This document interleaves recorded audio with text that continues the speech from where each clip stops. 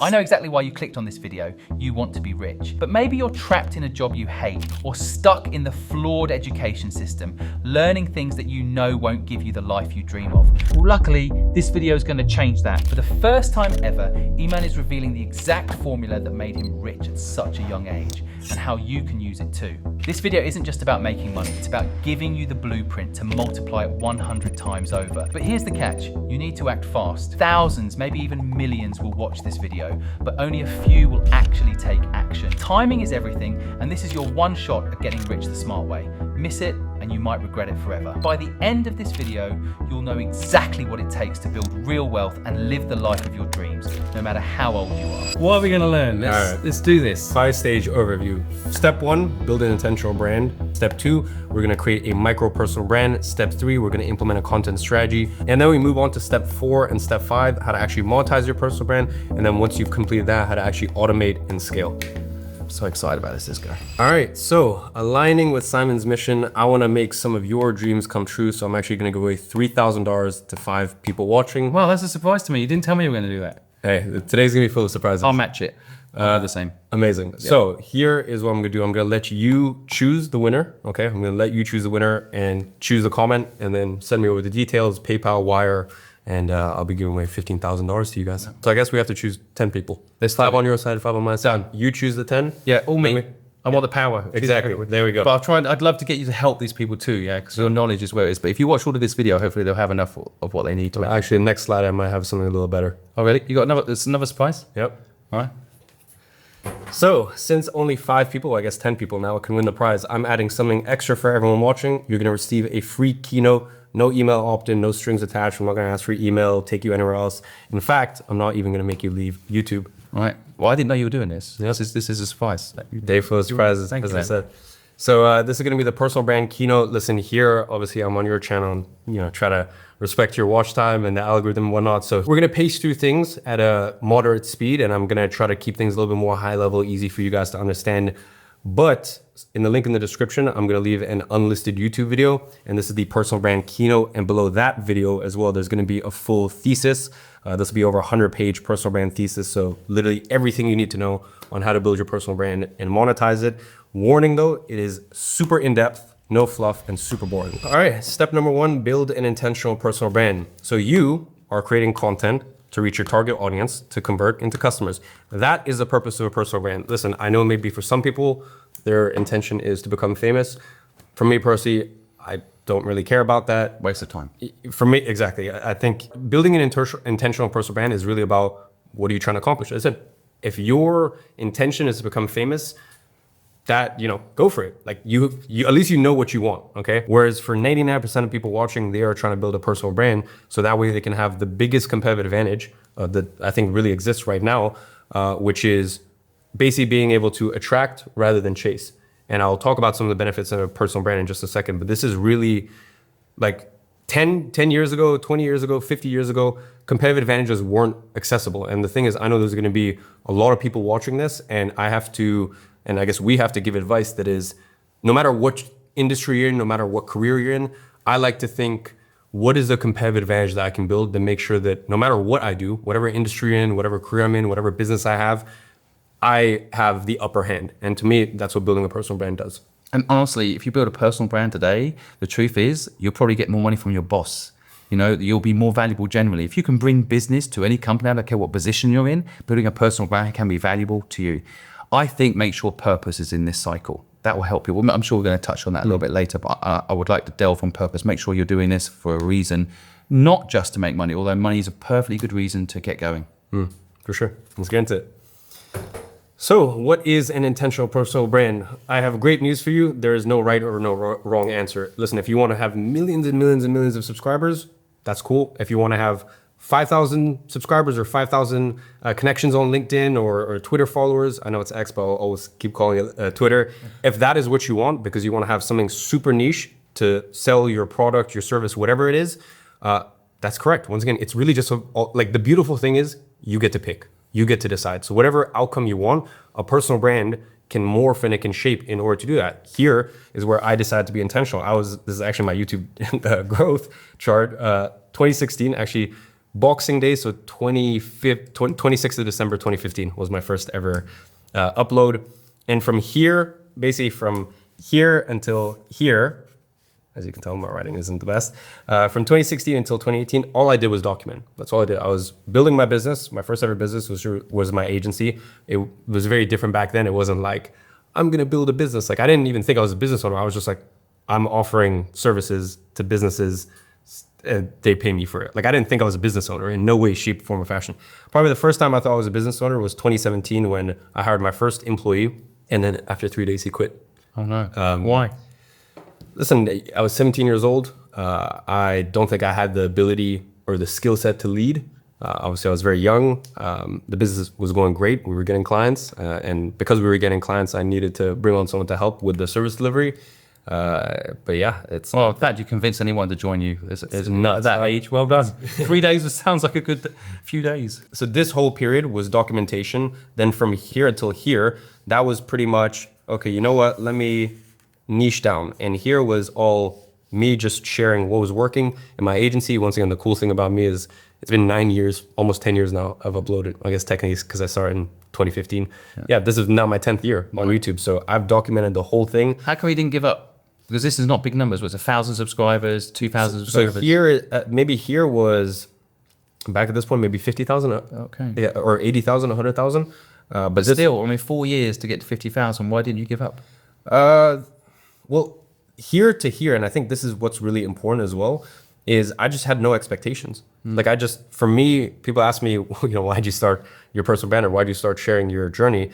Now in 2025, it's a very different landscape. Now it's like cool to be an entrepreneur, cool to read books, cool to meditate, cool to lock in, do monk mode. Like when I started in 2015, or what really, I guess 2014, trying to like start a side hustle, read a book a week, do all these things. Like it was not cool. No, should be partying, should be out. Why are you not living life, right? No, exactly. It wasn't glamorized back then the way it is now. So for me, I was a bit of an outcast because of it. So I didn't have the ability to have friends in my school. So because of that, I was like, you know what, I have some online friends. Right. So I just started sharing my journey, to be honest. And that was really what that period was. And then here, funnily enough, actually right here at the end of 2021, I was in Switzerland with my business partner at one of my software companies called Flozy.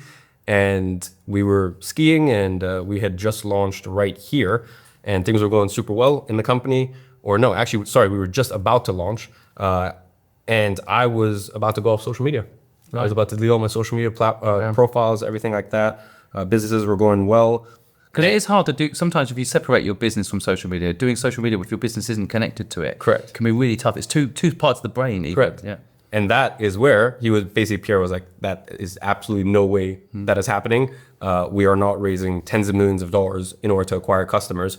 You will acquire customers for us. You linked your business to the social media. And that was the first time I was really intentional. I was like, oh, wow, okay, like, he's right. Like, I should be using my social media to truly get customers. Now, I kind of started here in 2019, or I guess somewhere around here, I started where I actually launched a digital product, and we're going to get onto that later in terms of monetization methods.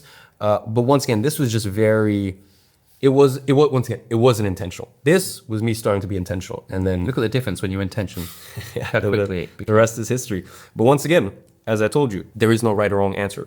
For me, this graph represented great growth in my businesses and me being intentional and achieving the outcomes that I wanted to achieve. For you, I could give you this right now and it would be your worst nightmare. It would literally be a living hell for you because you would have no way to actually monetize the whole new audience. And it would be out of alignment for what you want your life to look like. I don't think fame just for the sake of fame or being well known for the sake of being well known is anything aspirational. That's just me personally. No judgments to those that aspire for that. So yeah, once again, no right or wrong answer. You get to pick. And that's really what being intentional is. Yeah. It's an inspiring story though. I think people don't realize how long your journey is. People that know you, they just think you're famous. They don't understand how long, like a decade of perfecting the craft. Also from here to here, you perfected the craft. Correct. So that's the other element, right? And actually practice. And sitting next to you, you're pretty good at this now. Well, I can tell. So yeah, that's cool. So why is building a personal brand important? A personal brand these days, it's it's jet fuel. Okay, so wherever you want to get to, whatever outcomes you want to achieve, and I'll talk about that in just a second, because it's not just money. Money isn't just one factor of what a personal brand has been able to do for me, as well as a bunch of other people. It accomplishes many goals, but really, especially if you're trying to bootstrap anything, I think that's the big thing as well. If you've received a $50 million in funding, in VC funding, a personal brand really isn't that important, okay? But if you're trying to bootstrap your businesses, a personal brand is the best. It's basically like the great equalizer, okay? It basically means that now you can actually compete against all these industries where you wouldn't need VC funding. So yeah, hopefully that kind of depicts things. Yeah, I can testament to this too. Like, I'm building a tech platform as well, helpbank.com, and I haven't had to raise any money for it because I am the marketing machine for it. Right. So, and that makes a big difference. You can retain equity to give to the team instead, incentivize people in a different way. Yeah, so I think this is really important. I also think like personal brand opens up more doors. So I don't know about you, but like these days I can DM anybody that they probably replied. I did DM Obama. He hasn't replied yet. But you know, generally speaking, you know, like you get access because people see that you put in the work and you've got the reach, and so that's valuable to people, right? Throughout this presentation, I'm just going to list some examples because it's all fine and well me saying these things, but let me actually give you some examples in multiple different industries and multiple different verticals. So there is a clothing company called Odd Muse, UK-based clothing company, and the founder, she started basically, I think it was about 3 years ago, 2-3 years ago, she started creating content, and she's been able to scale that up to 20 million a year. Okay, so this is because a lot of people think, oh, personal brand, I build a personal brand and then I can only sell one kind of thing.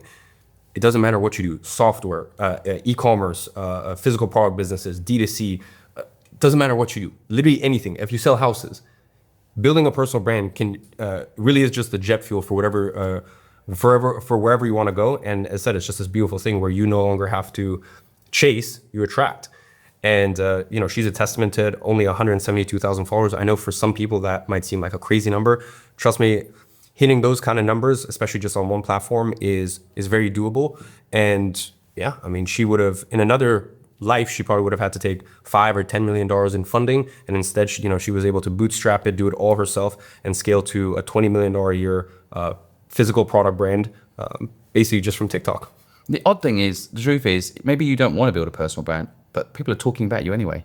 So at least control the narrative, right? We'll get on to it in a second. Okay, I don't want to. Okay, I should keep. But no, that's a very good point. Yeah, and I think out of interest, is this your girlfriend by any chance? No. Are you sure? No. Free advertising, but I love it. And I think case studies are really important for people to understand how this can work. She doesn't even have a massive following, so it's I'm sure we're going to talk about that a bit later. So, okay, who's this guy? That is me. Really? And what happened, man? What happened? I know, bro. Too many bright lights of YouTube. What happened? What happened? Ultimate money glitch. What's this? Ultimate money. My personal brand is basically my most valuable asset. It's worth more than all my investments combined, because I know that no matter what, listen, I could lose my property portfolio, I could lose my stock portfolio, I could lose whatever, sell all my bonds, everything. But if I have my personal brand, it's fine because I can rebuild it all back. So for me, it truly is. And I think that's the other thing I want to make clear. Whatever you're doing right now, if you have an agency, if you're a real estate agent, if you're a personal trainer, if you have a physical product brand, because I have businesses in multiple different verticals. If you have a software company, I'm going to give examples for all this stuff. Whatever it is that you are doing, don't change what you're doing, right? Unless there's one specific example when you want a clean slate, and we'll get onto that in step 4 and 5. But the point is that this sits above the business models. This is a competitive advantage, basically, right? This is the asset that you can have. And also, if you look back historically, the billionaires who are 70, 80, 90 years old, they all made their money through capital, right? It's Naval Ravikant who talks about this concept. It's capital, code, and content. Yeah, leveraging these things. Yeah, and these are 3 forms of leverage. So if you looked at the 60, 70, 80 year old billionaires, or sorry, 70, 80, 90, it's all through capital, right? You look at Warren Buffett, Ray Dalio, these sort of people. These are money people, right? They're in the business of money. Then if you look at the next phase of billionaires, the 40, 50, 60-year-olds, they made their money through code. Elon Musk, PayPal, if you look at obviously Zuckerberg, Sergey Brin, these individuals, they all made their money through software, code. But where are things going now? The next generation of billionaires, it's all done through content, okay? And building a personal brand and having basically you are your own media team. And we'll get onto the point that you mentioned. You have a personal brand already, whether you like it or not, and we'll get onto that. But that is basically the next wave, and that is now the next generation of billionaires are going to come from those who decide to use content as the ultimate form of leverage. And the best part is capital, it's not a level playing field, right? It's not available to everyone. Even code is not available to everyone. Like I have software companies, but I'm not very good at coding, right? So I had to have technical co-founder all my software companies, and we spend a lot of money on developers. So that's not a level playing field. Whereas content, you grab your phone right there, and that's the best part, especially with the way the market is right now, at least at the time we're recording this. People want raw, authentic, people want iPhone videos, they want a peek into your life, and they like that authenticity. So now all of a sudden, every single person watching this can actually use this form of leverage, this competitive advantage. Like I could sit here and say, yeah, if you have $5 million in capital, that's a competitive advantage. It's like, well, yeah, obviously, like sure. But does that help you? No, it doesn't help you. Whereas content is the first form of leverage ever that is accessible to anyone. So Yeah. Well, you can spend $5 million once doing a marketing campaign, then you have to spend $5 million again doing a marketing campaign. Correct. Whereas if you have a platform with the right audience, which I'm sure we're going to get onto too, getting the right audience, but like actually people don't understand the concept of leverage. I think just to take a step back for a second, leverage is probably the biggest single thing you could learn on how to make money. And the original leverage is you hire someone, right? That's the original labor leverage. The second level of leverage is finance. So you can borrow money, other people's money to do things. The modern age leverage that everyone's got access to is social media, the reach leverage. And the reach leverage is going to change everything if you do it right, because it has changed everything for me.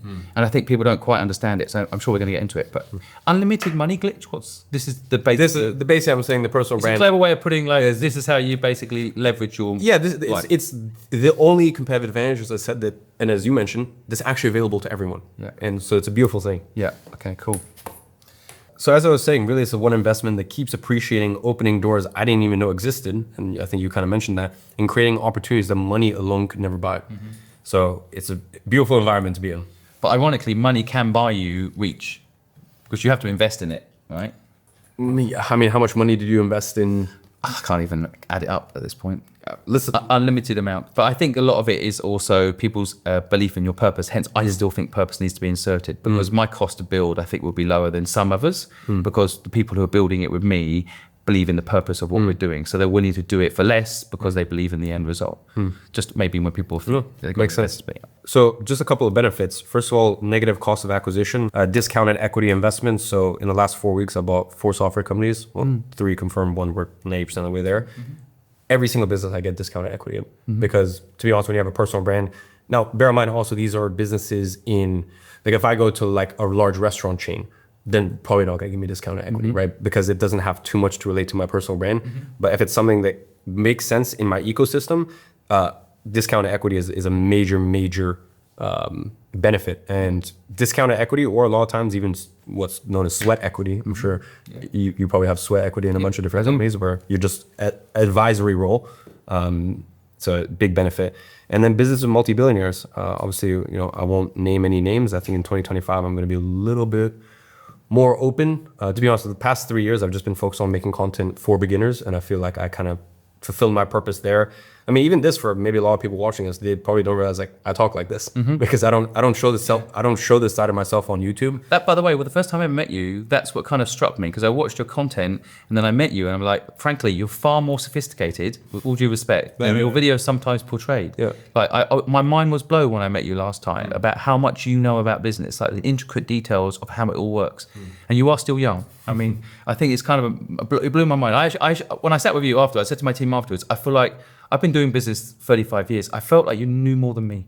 That's honestly how I felt when I left. So, and when you watch your videos, that's not necessarily, but you've deliberately done that. If you want Intentional. It needs to be accessible, and that's something for people to learn. By the way, when you first start out, really think about who your market is. Right? You got to really know. Well, I'm sure we're going to get onto that in a minute. Anyway. Okay.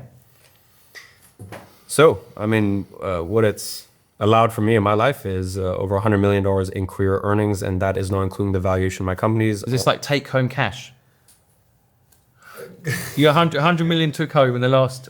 Well, I guess it must be in the last 5 years, right? Yeah, because the main bulk of it is in the last 5 years, right? Correct. 100 million. Yeah, that's not bad.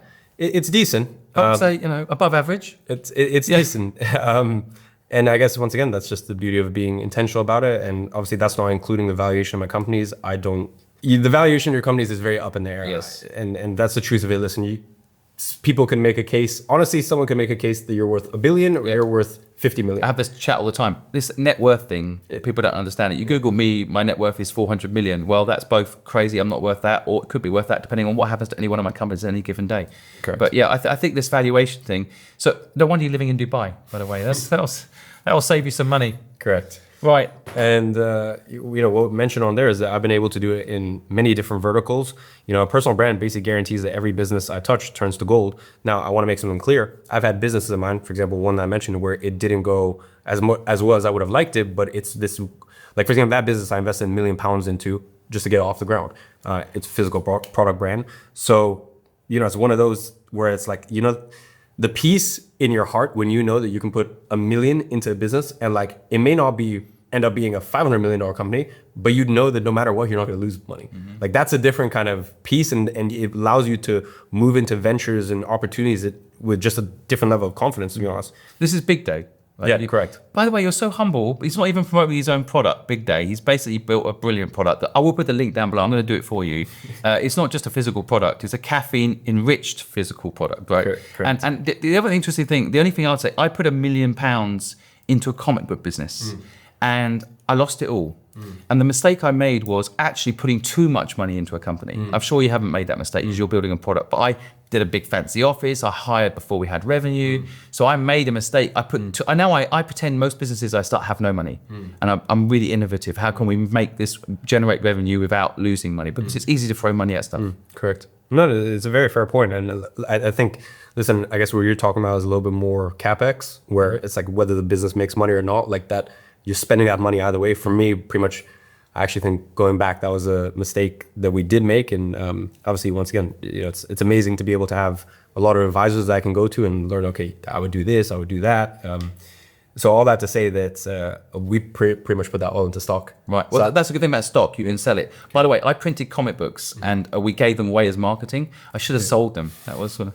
Anyway, but it's a really good point. And I think investing in whatever you're doing, I always tell people basically have a runway. So invest what you can to get you to a certain milestone. So when you put that $1 million in, was it to make a certain amount of product and sell a certain amount of product? Correct, to prove there was a market for it, right? I mean, the thing is, when you know how large your personal brand is, I just knew no matter what, like for example, that business obviously is still doing very well in relative terms. It's just, I guess I'm very tough on myself. It's not doing as well as I would have liked it to. It's not like a home run yet. So yeah. Is it profitable? Oh yeah, for sure. Yeah, well, that's sometimes I think people don't celebrate what I call the zero game, which is you get your business to zero where you're covering all your costs, especially if it's your salary included or some sort of income. Like, it's a win. I think people don't make that a benchmark enough, because if you get it to zero, you can grow it. You're not burning money, and you can copy, paste, repeat. Yes, but here's the issue: you start to a lot of it has to do with margins, right? Like let's say for example, one of the businesses that does very well is my eyewear company. That makes. And that's, once again, that was all personal brand fueled. It makes a couple million a year in pure profit. And the unit economics are there for us to scale through paid, right? Because the margins in eyewear, it doesn't matter if we're talking Jacques Marie Mage, $1,500 eyewear, if we're talking Ray-Ban, if we're talking Adidas, any company, they have 80 to 90% gross margins in eyewear. That's just normal. That's standard. So that gives you the ability to actually spend to acquire customers outside of your personal brand. Right. Well, that's really interesting. Real good insight. So anyways, back on the personal brand topic, I hate to break it to you. You actually mentioned this. I hate to break it to you, but everyone has a personal brand, okay? I have one, Simon has one, and you also have one, okay? The question is, does yours negatively affect you or does it help you? The truth of the matter is, you really think your employer, you really think, let's say you want to join a members club, you really think, let's say you walk into Rolex and you want to buy a Rolex, you think they're not looking up your social media? Come on. Your 300 Instagram followers is your personal brand. You have a personal brand, whether you like it or not. It's just, are you going to be intentional about it? Now, I'm not saying don't grow it to millions of followers. That's so, that only makes sense in such specific cases for specific people like myself and Simon, where it fits into our intention that we set for it. But yeah, grow it to 5,000, 10,000 and make sure that it's actually serving you rather than working against you. I remember the first time I told you my mission. My mission is to fix the education system. And you told me for years, you used to have pinned on your Twitter, I want to fix the education system. Yeah, Instagram, my bio was, I'm on a mission to reform the education system. Yeah. So in 2017. But you're right. It's if you've got to realize that even if you don't want to build a personal brand, it's happening. So at least even if you've got 2,000 followers and you've got your image out there, because social media to me is brand image. Even if you've got no posts, make sure it's set up to explain who you are and what you're doing. It's just dumb not to do it. Otherwise, you're not setting the conversation of who you are. Other people are deciding who you are. Well, listen, they say... You picked a big, funny old list here. They say follow the money, okay? Or money talks. Well, billionaires have understood this. And we're going to break this down in the next few slides. But Ray Dalio, Elon Musk, Donald Trump, Mark Zuckerberg, they're all focused on their personal brands. And I'll show you exactly how. Does this get our YouTube channel cancelled at any one of these names? I don't know. I think these days, no. We need to mention the people at YouTube. But Mark Zuckerberg's completely transformed. This is not Very intentional. Look at this picture. This is Have you- before Mark Zuckerberg had a makeover. Yeah, no, I mean, these days, listen, he's riding his a wakeboard behind his boat, drinking a beer with an American flag. Yeah. Do you think that was just a random post? You think he's doing these things randomly? Listen, 10 years ago, what you would have done is, you would have gone to New York Times and this, and like, for example, all these billionaires wanted to own all of these legacy media platforms. Now, they just know that, okay, I can just be my own media company. Yeah. So, yeah, even the billionaires are doing this. Mark Zuckerberg originally built Facebook so he could have more friends. That was his whole thing. So, yeah, he's worked on it. As I said, money talks. So let's take a look at what some of the wealthiest people are doing. Ray Dalio. I don't know if you've ever had this, but I get this comment sometimes from people. They're like, if you have so much money, why are you making content on social media? It's like, okay, well, why is Ray Dalio, who's worth $14 billion, $14 billion, why is he making content on YouTube? He has the most, my VSL has done, pretty decent. His has 61 million views. We couldn't quite crack 10. He has 61. And what that has done, him leveraging his personal brand, he was on the bestseller list for his book Principles for, I think it was like countless weeks, okay? And he's still repurposing, posting content on YouTube because he understands once you make a certain amount of money, you want influence. And I'm sure, as you mentioned before, it's quite interesting. You said I have all these billionaires, and I've experienced the same thing. I have all these billionaires that are like asking, like, how do I build my personal brand? Mm-hmm. It's like they have money, but money doesn't buy you influence. It's not guaranteed. So now, once you have money, they want influence. There's 3,200 billionaires in the world. That's it. And how many do you actually know? Because actually, the irony is, for a lot of billionaires, and Ray Dalio, is an exception. They can't be bothered, right? But they also lose. They can't become president. It's just that simple. Like, you got influence, you can become president now. And so, yeah, he looks a bit knackered though, doesn't he? Yeah, he does. He looks like he'd probably have a rest, mate. No, take it a little bit easy. This is also an out-of-date picture of Elon Musk because he looks a bit more tired than that. Look, we have Elon Musk, wealthiest man in the world, and he acquired Twitter. I know it's X, whatever, I will forever call it Twitter. He acquired Twitter. Now, it's funny because a lot of people are like, free speech, free speech, free speech. Everyone's allowed their own opinion. I don't think it's because he cares about free speech. Me personally, I think it's because he wants to buy influence. Listen, if you're worth $424 billion and he bought it for I think it's 44 billion. 4 billion. Now worth 20 apparently, but who knows? It's not being sold. Well, 44, but also like for him to lose 20 billion, I'm telling you right now, he doesn't care. You can't do anything with that amount of money. But so it's like, okay, if he goes down from, let's say, 420 billion to 400 billion, do you think he cares? No. But do you think he cares about the influence? I mean, even just look at what happened at the latest presidential elections. He is spending money to buy influence. He is focusing on his personal brand. Yeah, that's so true.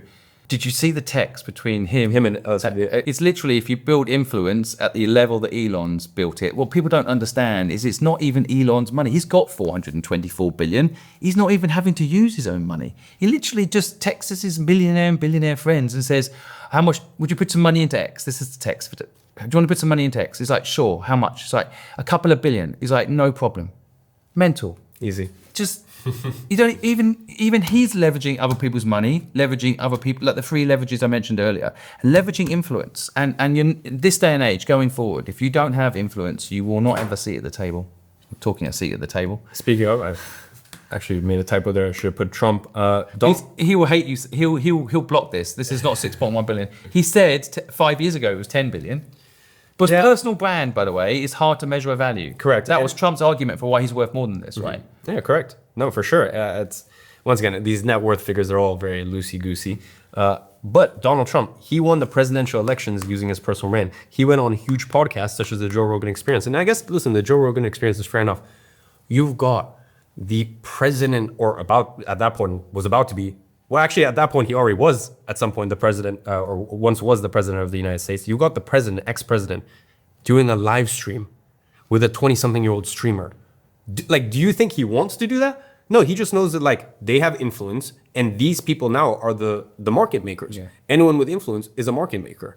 Well, they ran an experiment really, without getting into politics, but the one party went the traditional media route, CNN and all the traditional media, and Donald Trump and his team went new media, it was influencers like Joe Rogan. Who won the presidential election? Well, it's funny you mentioned that. Well, there you go. Sorry, I didn't see these slides in advance. There we go. There we go. Media appearances. So basically exactly what you said. You know, and I guess even on legacy TV, he still understood that there is still some influence in legacy TV. So, you know, over twice the amount of appearances on legacy TV. But, you know, the interesting ones for me here is podcast 7 rather than 2, and even X Space. Yeah. The other thing I think, you know, personal brand wise, it's just probably a tip. You can disagree with me if you think this is not true. But Donald Trump is, hate him or love him, he's authentic. Kamala Harris, there was a whole thing about Joe Rogan asking her to come on without any handlers, and she wouldn't do it. She wanted it all scripted. Donald Trump's like, yeah, I'll just come on, it's fine. I think being authentic is really important. Correct. Yeah, but yeah, that's up to you if you don't want to be them. So I know I just talked about a bunch of billionaires. Now I want to talk about some of my good friends who have implemented this, because once again, I want to show you that you can do this in many different industries. We have one of my good friends, George Heaton, has built Represent. I'm sure a fair amount of the audience will know Represent. They do well over 100 million a year in revenue. But what most people don't know is that 4 or 5 years ago, I mean, this is in his own words. You can look at some of his podcasts. He said this, like, really about like 5 years ago, they didn't have a brand. They were starting to lose their brand identity. They were actually really struggling. They were in a really tough spot. And he, during the lockdown period, he started creating founder-led content, like the Odd Muse founder. He started creating founder-led content and started to really build his tribe and start to build Represent really through his personal brand. And I mean, they have just become this absolute behemoth. It's a company now worth hundreds of millions of dollars. He's a great guy, super, super humble. Like, just, shout out to George. I know some people are thinking, okay, could this relate to me in D2C?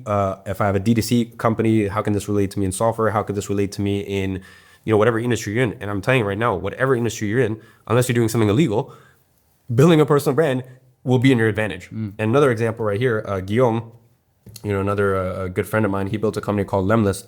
Once again, super, super humble individual.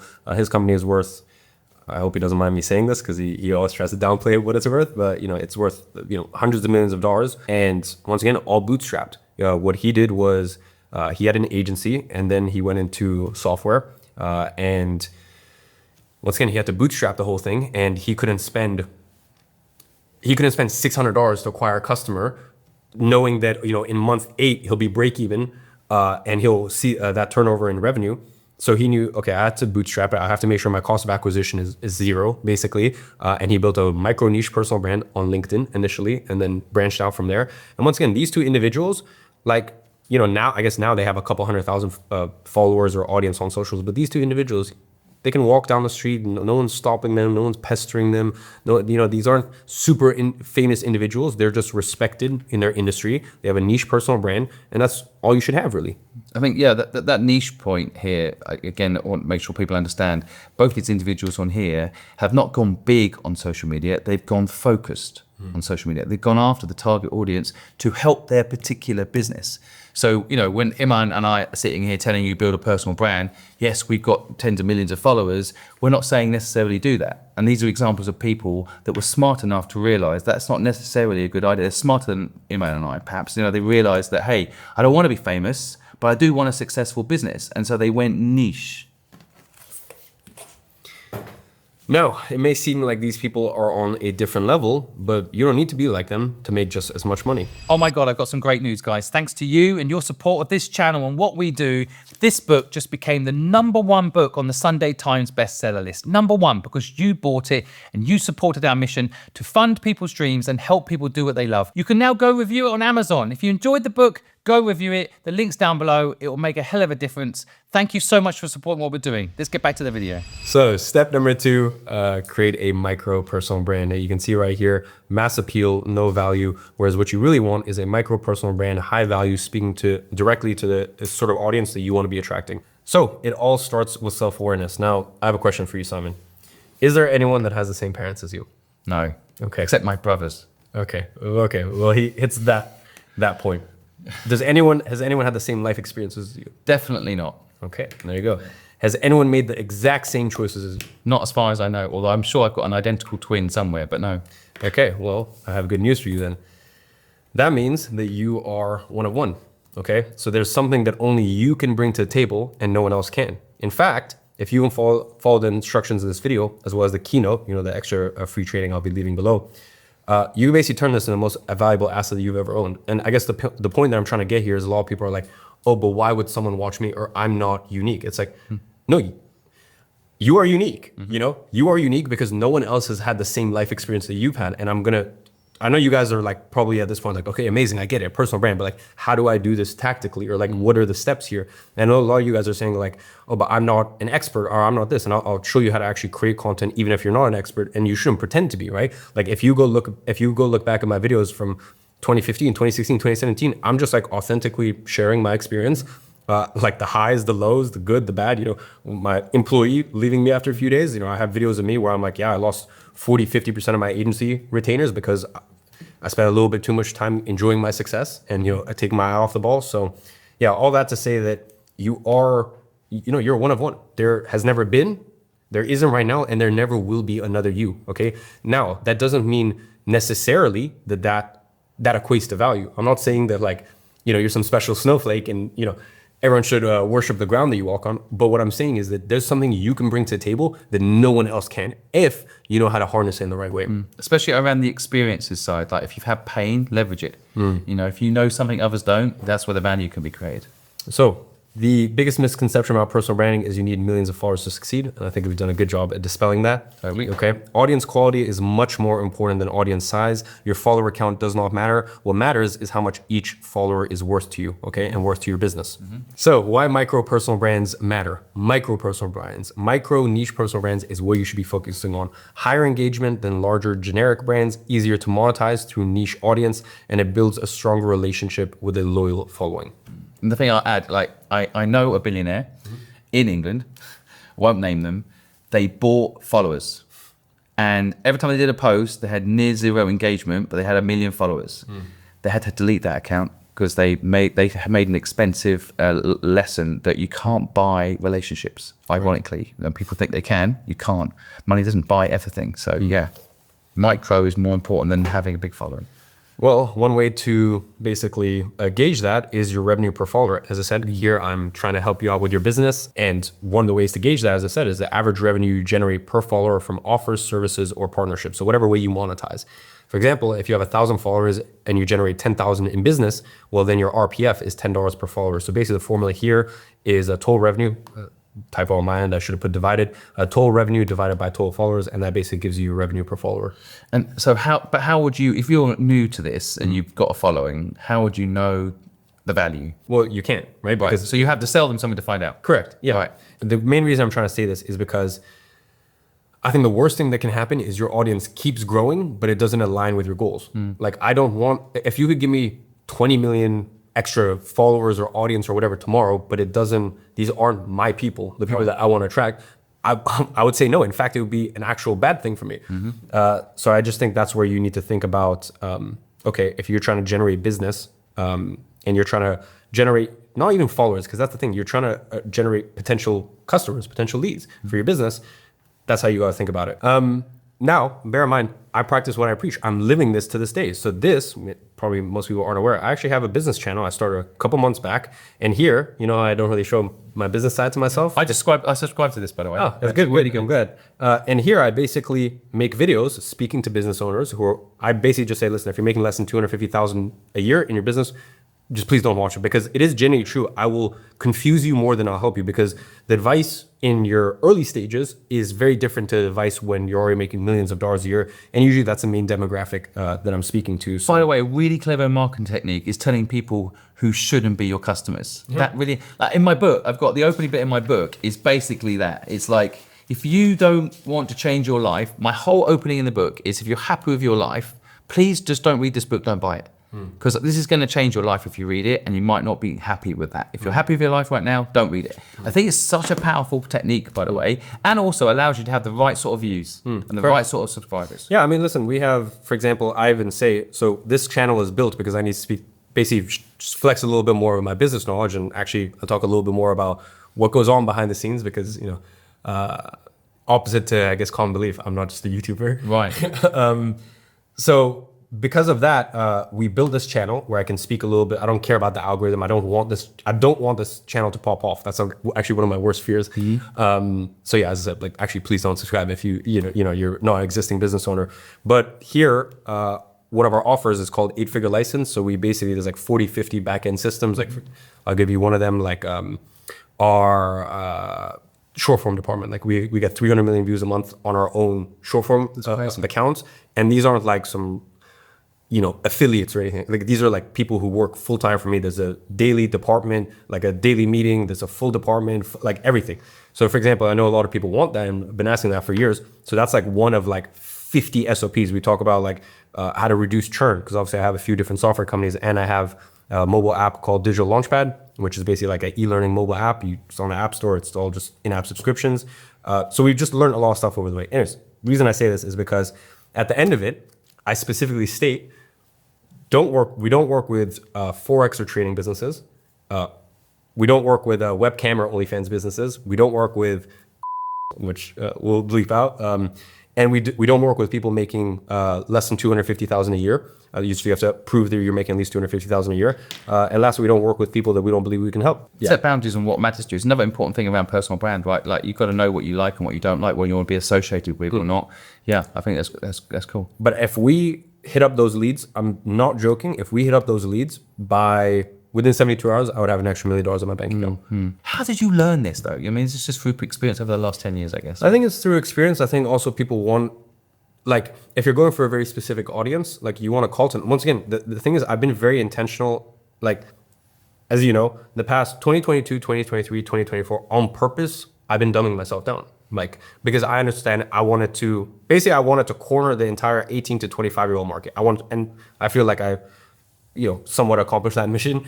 But now, it's a lot of those 25-year-olds, a lot of those 18-year-olds are now 30 as well. So these can also be correct. You've helped them get started. Now they want to help to grow. Correct. And listen, I still upload on my main YouTube channel. But we also have, for example, a vlog channel. Like, I have many of my friends. I know my friends, as in, like, I'm talking like my friends, like, with businesses that are worth hundreds of millions of dollars. They do not watch my main channel, and I don't expect them to. That's not what the demographic is there for. But they watch every single one of my vlogs because they're just like, this is entertaining and I really enjoy this. Or for example, now a lot of them watch my business channel, whereas there's some people who won't watch my business channel because they're like, okay, well, I don't need to know how to run a 100-person remote team. How to run a 100-person team remotely, or I don't need to build out a full thumbnail rehash department where we have 3 full-time people just on thumbnails. And that's been like that for 3 years. So like, a lot of this stuff doesn't relate to them, but the main channel does. So that's why, the reason I put this in here is to say that, like, someone would think, oh, he's crazy. He's got 5.5 million subscribers. Why is he creating a new channel and specifically trying to keep it small and just speak to a very small subsection of people? Because it's called being intentional. I know what I am trying to accomplish. I know how to drive the businesses forward. I said this is a licensing business where unless you make 250,000 a year, we just don't accept you. So as I said, I'm applying this in real time by creating a smaller channel for a specific niche topic. Love it. Important. Well, I want to give you some more examples. We have Alexandra here. Now, she started as a Fiverr freelancer with 0 experience in farming, okay? However, by documenting, okay, not saying she's an expert, nothing like, just simply documenting the process of buying and developing farmland, she has attracted millions of views from a highly qualified audience despite not being an expert. I love that. Also, Fiverr is our sponsor. So if you go down below, there's a link. If you buy from us, we make money, and that means we can afford to make even more free content for you. There we go. Or let me give you an even smaller channel, because I know some people might look at that and go, but 200,000 subscribers, that's a lot. Honestly, it's not. We'll get out to that in a second. But here, 11,000 subscribers. We've got Nick. He is an AI entrepreneur helping businesses implement AI and automate their operations. He only has 11,000 subscribers on his YouTube channel. His channel attracts highly qualified leads, and he's building a thriving AI business around his micro-personal brand. I guarantee, I don't know the numbers. Nick, if you're watching this, I'm sure you can keep it in the description or comment it if you feel comfortable. But I can almost guarantee he's making at least $500,000 a year, potentially even touching $1 million a year, because the sort of person, the sort of business that wants to automate their business to drive revenue, save time, and scale with AI agents, the sort of people who are interested in AI agents, it's like to automate processes, your processes must be working well, and also your processes must be stressed, right? And if your processes are stressed, that means that your business is probably growing. So he's probably got a top tier audience that he's attracting, and here's an example. Right. What I also really love about this podcast today is we're promoting people that are doing cool things. I don't know Nick. I didn't know Nick till you mentioned it. Neither do I. I've seen his content, but Well done, man. Yeah. Well done. You got Iman's attention. You're doing something right. Congratulations. As a busy entrepreneur, I only make it when I get help. 1 + 1 = 11. You need to make sure you know where to go to get the help you need. That's why when I need additional support, I trust freelancers on Fiverr to assist me with my projects. Fiverr is a global marketplace for digital freelance services, offering everything from web development and brand design to marketing, content creation, and more. With Fiverr, I have access to a diverse pool of talented freelancers from around the world, ensuring that no matter how complex the job, I can find the right expert to get it done. One of Fiverr's biggest advantages? Speed and efficiency. Many freelancers on Fiverr offer express delivery options, meaning I can get high quality work done fast without compromising on quality. Plus, I can search for freelancers based on my budget, review detailed portfolios with ratings and past work samples, and find the perfect fit for my project, all in just a few clicks. The freelance talent on Fiverr has helped me achieve business goals that once seemed out of reach. So why wait? Visit Fiverr using the link in the description and use the code SIMON25 for 10% off your first order. See how Fiverr's freelance experts can help you take your business to the next level. And there is where I move to step 3, which is actually implementing a content strategy. So let's get into it. Okay. All right, so moving to content pillars: intention, authenticity, and impact. And I'll unpack what that actually means in just a second. Authenticity. Listen, being real is your unfair advantage, okay? People connect with people, not perfection.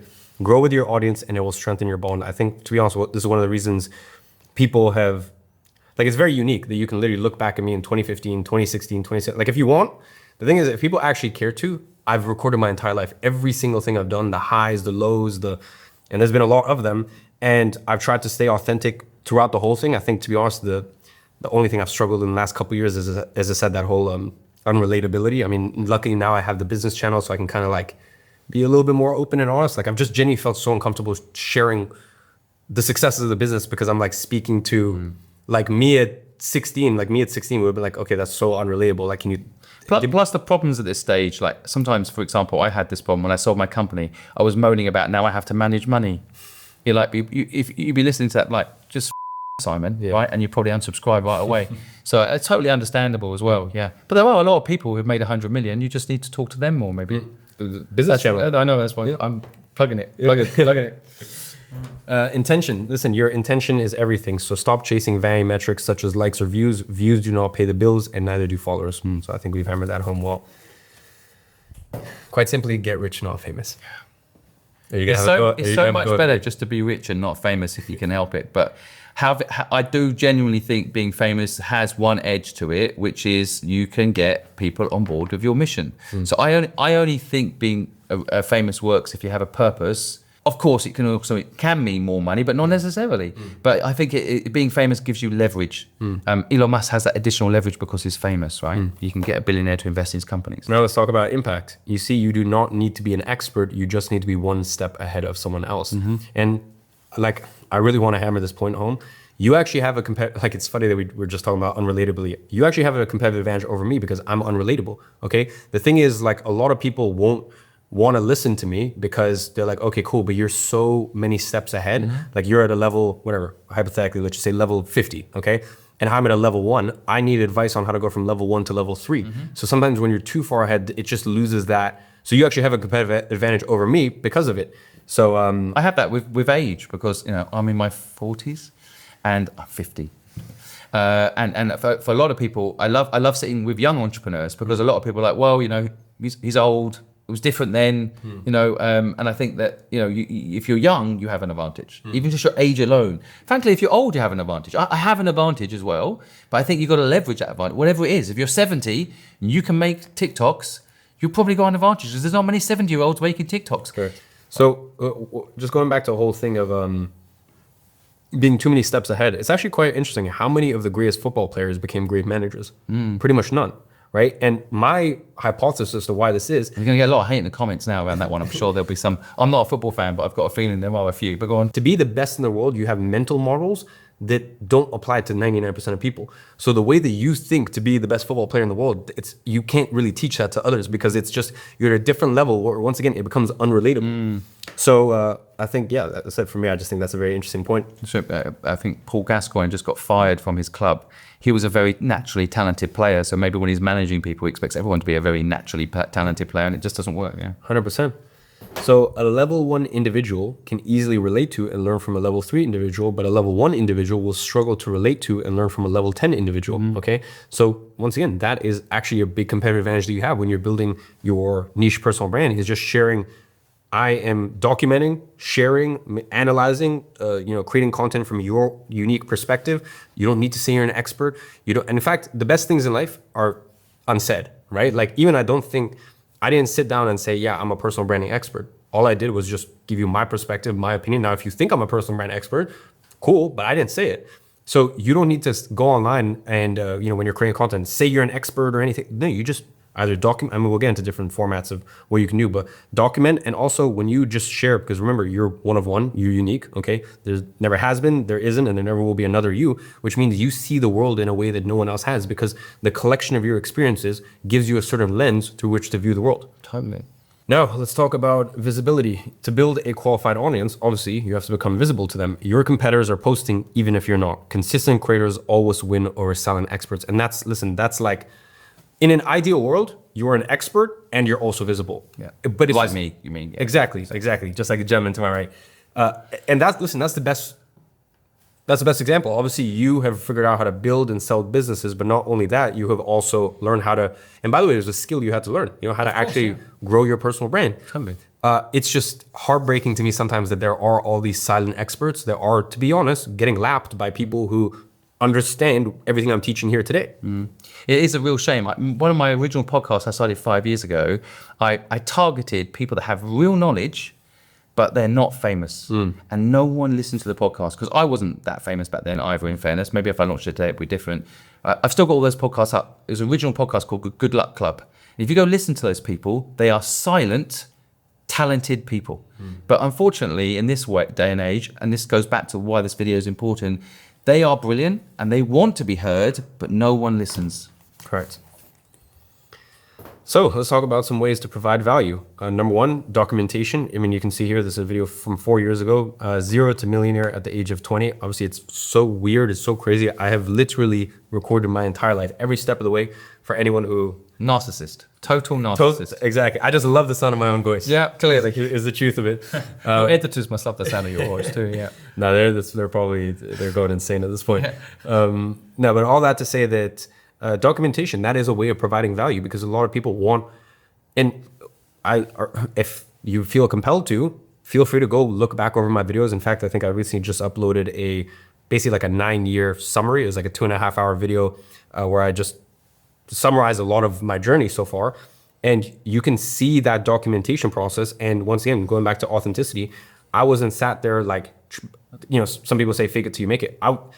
I'm there at 16 saying like, yeah, this food is, this healthy place, it's 15 pounds. I can't afford that right now, which is why I have to unfortunately eat a lot more fast food because I was trying to hit my calories. There's a lot more into my bodybuilding training back then. And I was documenting as I was like sending out proposals and it was not working. I was documenting as I hired my first employee and they left. I was documenting as I lost agency clients. I documented the whole thing as well as the highs. And that is valuable to people because it gives people a realistic insight into like what it actually looks like.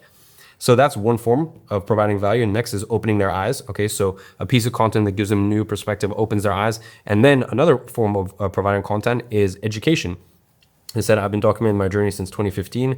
Use your content to provide value to your audience. Give them a good reason to keep coming back. Now, let's talk about 7-11 rule. People need to watch, and this, there have been studies on this. People need to watch 7 hours of your content across 11 touch points and 4 platforms. Now, bear in mind, this is also for, this research was done on faceless brands, as in like not personality-led businesses. So I don't think the 4 platforms is actually applicable, but I would definitely say 7 hours and 11 touch points is very fair. And this is why we're going to talk about pros and cons of different platforms. This is why the 7 hours, if you imagine a TikTok, let's say you only create content on TikTok, it's really tough to get to the 7 hours, which is, once again, I will talk about the pros and cons of different platforms, but you just got to think about the fact like it's watch time. Don't think just views, think watch time. How much watch time is someone having with me? So I look at this as value you bring to the audience, right? If you achieve this value, you have a connection. This, by the way, is tribal. Because we used to live in tribes. So if you see someone a lot in your tribe, you then have a bond with them. So social media allows you to have that digital bond, because tribes don't exist anymore. So the way people connect is through social media. And by the way, I can testament to this. So my book hit #1 on Amazon, and we're in the top 100 books in the world at the moment. By the time this video goes out, who knows, we might have dropped off the chart, but we're in the top 100 books in the world. If you look at the top 100 books in the world, all of them had reviews, except our book. Our book has 0 reviews. So how does a book with 0 views get #1 on Amazon? Because people have been consuming my content for years. I never asked them to buy anything. And then I asked the viewer to buy my book. And it hits #1 on Amazon. So, and it's because of this rule that you're sharing here. So it's absolutely right. Quite simply, people buy from those who they know, like, and trust. As you said, the longer that someone spends watching your content, the more likely they are to buy what you sell, because obviously the reason they keep watching is because they know, like, and trust you. Yeah. And that's why it's important to be authentic, because you won't be able to keep going and build that otherwise. Correct. So now let's talk about the magnetic persona. This is very, very important, okay? Do not try to be perfect. Show the highs and the lows. Every hero needs a flaw. If a hero was just perfect, you wouldn't root for them. Heroes need flaws. And that's why even like, I constantly try to talk about my flaws. Like even in that 2.5 hour video at the beginning, I said, listen, I'm not trying to say this in a cocky way whatsoever, but like some people hate me, some people love me in the nice way possible. I don't care, because I'm just a human living a human experience.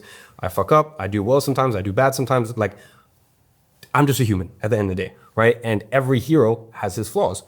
So, just talking about a few different ways that you can actually implement this and provide value. Obviously, as I said, creating content that provides value, authenticity. Now, this is a post I did in the summer of 2021. At that point, I was already a multimillionaire, and this was talking about basically the year before that. I went through a very difficult point in my life of, I had never experienced panic attacks, depression, like, all that. Like, I was just like, come on, just, get up, get your shit together. Well, I experienced it, okay? And I went through, it was about 3 to 4 months where constant daily panic attacks. I was in a really bad place mentally. Every single, it's bad when you're not thinking, do I kill myself? You're thinking, how? And that was the place that was at. It's not like, that's when it's starting to get bad, right? Because do I? It's, you're flirting with it. When it's like, how do I? And now it's like, okay, it's things aren't in the best place. And it hit me like a ton of bricks.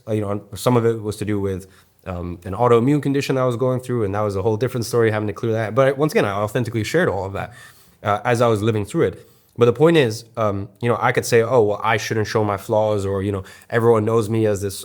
Even back then, I'm already a successful business owner. I dropped out of school at 17, had all these accolades. So, I can't be posting me going through a tough time. No, you have to, right? Because every hero needs his flaws, or this is all part of your hero's journey, okay?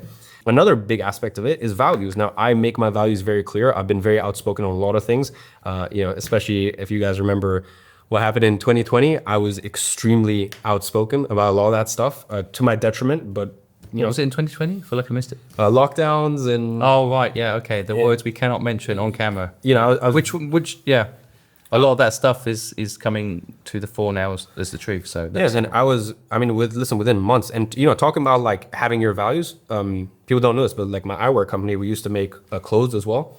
So obviously, like, anything I try to do, you even saw I gave your teams some of the hats I have. Like, whenever I feel like there's something something that isn't out there in the market. Like I just wanted a non-branded, so we have like a black emboss on the side Gadzhi, but apart from that, it's just a black velvet cap. That's just what I wanted for myself. So I just made it, right? And that's what I've been doing for years with my physical product brands. So, you know, this whole thing comes out and, you know, we're all told we have to wear masks. So I'm like, okay, cool. I'm might as well make my own, right? Yeah. If I'm gonna have to wear this thing, let me make it the way I would want it. And I spent, listen, it wasn't a crazy amount of money. From my recollection, it was about 10,000 I spent on the stock. Obviously, the value of that is about whatever 30 grand. And that was right at the beginning when lockdown started. And then I did my own research and I said, you know, I don't want to turn this into, you know, political or anything like that. I came to the decision that I don't believe that this is in our best interest. And I was very public about it on my social media, and all that stock, I know it's not crazy amounts of money, but still it's 30 grand, you know, 30 grand, all given away. You know, I did not feel comfortable selling it because I knew that didn't align with my values. Yeah, I really love the values thing, by the way. I think this is something people don't spend enough time doing because, by the way, I know people that don't set their values clear with their partners and then they get married and they realize they've got different values. Like literally just from a basic one-to-one level, let your values be clear, right? So I'm probably not going to ever marry a property developer. I'm probably not. I'm already married as well, so it'll be doubly awkward. But the point is that I think, you know, knowing where you stand on things, but the willingness to maybe have yourself be proved wrong, right? Because sometimes I've said things that later on have been proved wrong. I think that's absolutely fine, but I don't think enough people do it, and I think it's a really important lesson. Well, yeah, listen, for example, like, you know, I think we're definitely on the same page with the property thing. I have no issues with property. And by the way, there's things that is, once again, is great advice if you have money, but if you don't have money, I just think it's very, listen, I don't like risk, basically. I don't like risk, and I don't like people potentially going like, wiping through 10, 20, 30 grand in life savings. Like I like something where you could fail. Yeah. If we're speaking with people who are beginning, I like something where people can fail for 3 months, 6 months, 9 months, 10 months, and whatever. Maybe it costs them $300 or $500. From 99% of people, that's not going to wipe them out. Okay. Whereas like if you have 20 grand and for example, even listen, I make millions and millions of dollars a year with my e-commerce, my physical product businesses.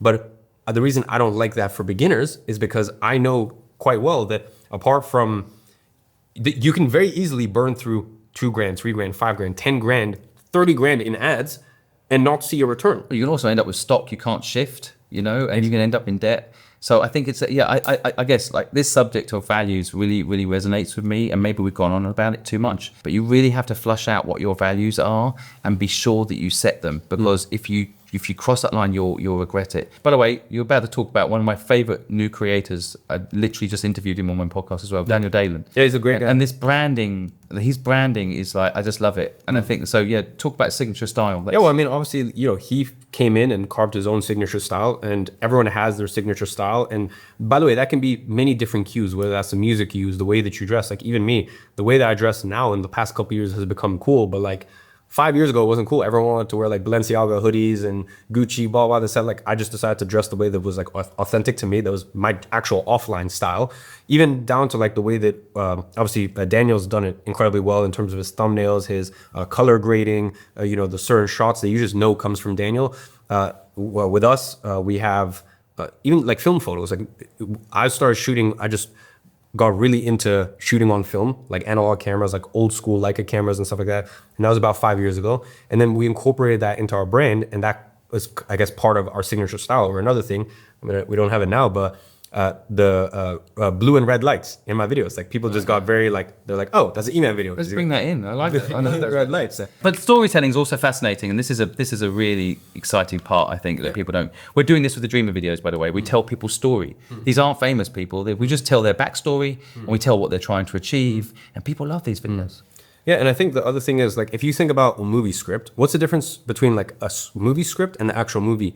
It's taking the factual things of what happened and storytelling, making it come to life. And that's what storytelling is. Like we could sit here, right? Or you could sit and do your videos and you just like factually state off what happens, but no one's gonna watch it. You need to inject emotion, right? You need to, like part of inspiring is just like energy transfer. And when people can tell, okay, energy transfer and understanding how to take something that maybe even be mundane and turn it into something that's compelling. So yeah, I think that's... You can mix these two. Like, I think my videos started doing quite well when I started telling my story about how my father died when I was 15 years old. He died of a heart attack in front of me. It's a very horrific experience. And then 3 weeks later, my mum kicked me out of home and I was homeless. And I found that story really hard to tell, actually, because I still feel the pain, even mentioning it now a little bit. But being authentic alongside storytelling, I think people then related, hey, Simon once had no money. Simon once had nothing, literally nothing in the street, and I managed to become successful. So it made me more relatable, as opposed to when I first started doing content. I'm like, I've just sold my company. I never need to work again a day in my life. I want to teach you what I know. People are like, well, man, there's nothing there. But so I think when you start being, matching these things up, signature style, providing value, your values, authenticity, and storytelling, bang. There we go. That's the key. It's right here. And that's your magnetic persona. Love it. So let's talk about storytelling. Tell good stories. My content always has some form of a story woven in. Okay, it's just never it's not just here's what to do. Once again, going back to that statement of a factual statement. I don't just state the facts line by line because it's not interesting. Okay, it's here's what I did, why I did it, and how you can too. You admire a character for trying more than their successes. That's actually really important.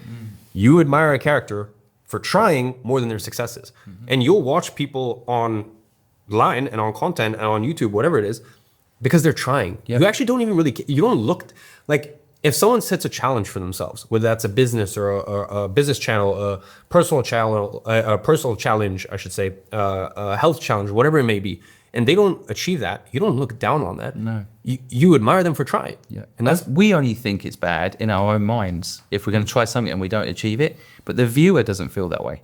That's the important thing to remember. The human spirit makes us, because it's kind of fear of failure, basically. People don't want to tell someone they're about to do something because they're scared if they tell people and they don't do it, they're a failure. But the person watching admires that person trying to do it. Like, I'm trying to fix the education system. I haven't done it yet. So, am I a failure? Are people judging me? Like, I've been 5 years doing this and I haven't actually fixed the education system. So I'm a failure, am I? No, I think people understand and they're with you for the journey, right? They're rooting for the guy that probably can't fix the education system because they don't want me to. It's not broken as far as the elite are concerned, but that's another conspiracy video for another time. there you go. So now let's talk about platform, okay? Obviously, listen, there's many, many more platforms that you can use outside of this, but some of the main ones. In terms of video, you got YouTube, Instagram, TikTok, writing, obviously LinkedIn, I get it. LinkedIn or Twitter, I should say, Twitter or X. Yeah, you've done the best marketing for Twitter today by keep mentioning it's changed to X. You've helped them rebrand today. So just consider, a few things you want to consider. Number one, your strengths, where your audience is. And what I mean by that is going back to being intentional with your brand, depending on what you're selling, which we'll get into in step 4 and 5. Some of your audience probably doesn't hang out on X. Maybe some of your audience hangs out on X, but they don't hang out on LinkedIn or vice versa. Or maybe some of your audience doesn't hang out on TikTok, but they hang out on this platform. So you just got to think about who am I trying to attract and where are they congregating. Also, what format feels natural to you? There are some people who are much better writers than they are on video. There's some people who are better on video than they are writers. I'm a high school dropout, so writing was never my. Actually, I take that back. I am decent at writing because I had to do a lot of it back when I had an agency in terms of ad scripts and VSLs and funnels and all this stuff. But it's not naturally what I gravitate towards. Okay, so You made yourself better at it. exactly, just like anything, you can learn these things. Intention, time investment, and ROI. And then from those different variables, you can pick basically what platform makes sense for you. We've just been recently taking our TikTok videos and repurposing them on LinkedIn. Now, the TikTok videos would normally never do well on LinkedIn, but 2 things have changed. 1, LinkedIn's now pushing video. 2, we make the intro very different to the TikTok platform intro. So we write it for the business community to show what we're doing with a dreamer.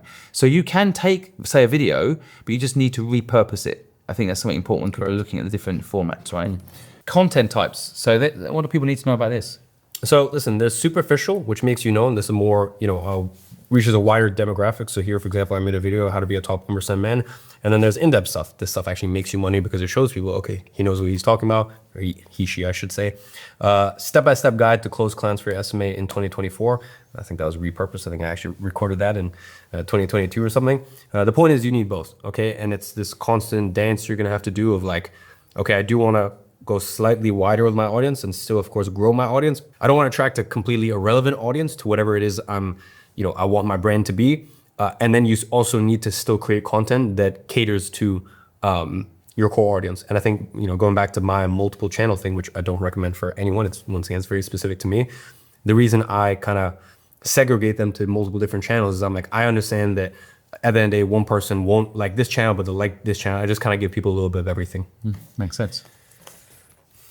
So content categories, actionable, here you show people how, narrative, you tell a story, theoretical, you teach people why, and then attractor, you share the results. So here's a few different content categories that you can. Do you do all of these, you pick one for a while, or how do you decide what to do? I think, listen, the more, share results, attractor, like maybe when you're first starting out, maybe this isn't as applicable to you.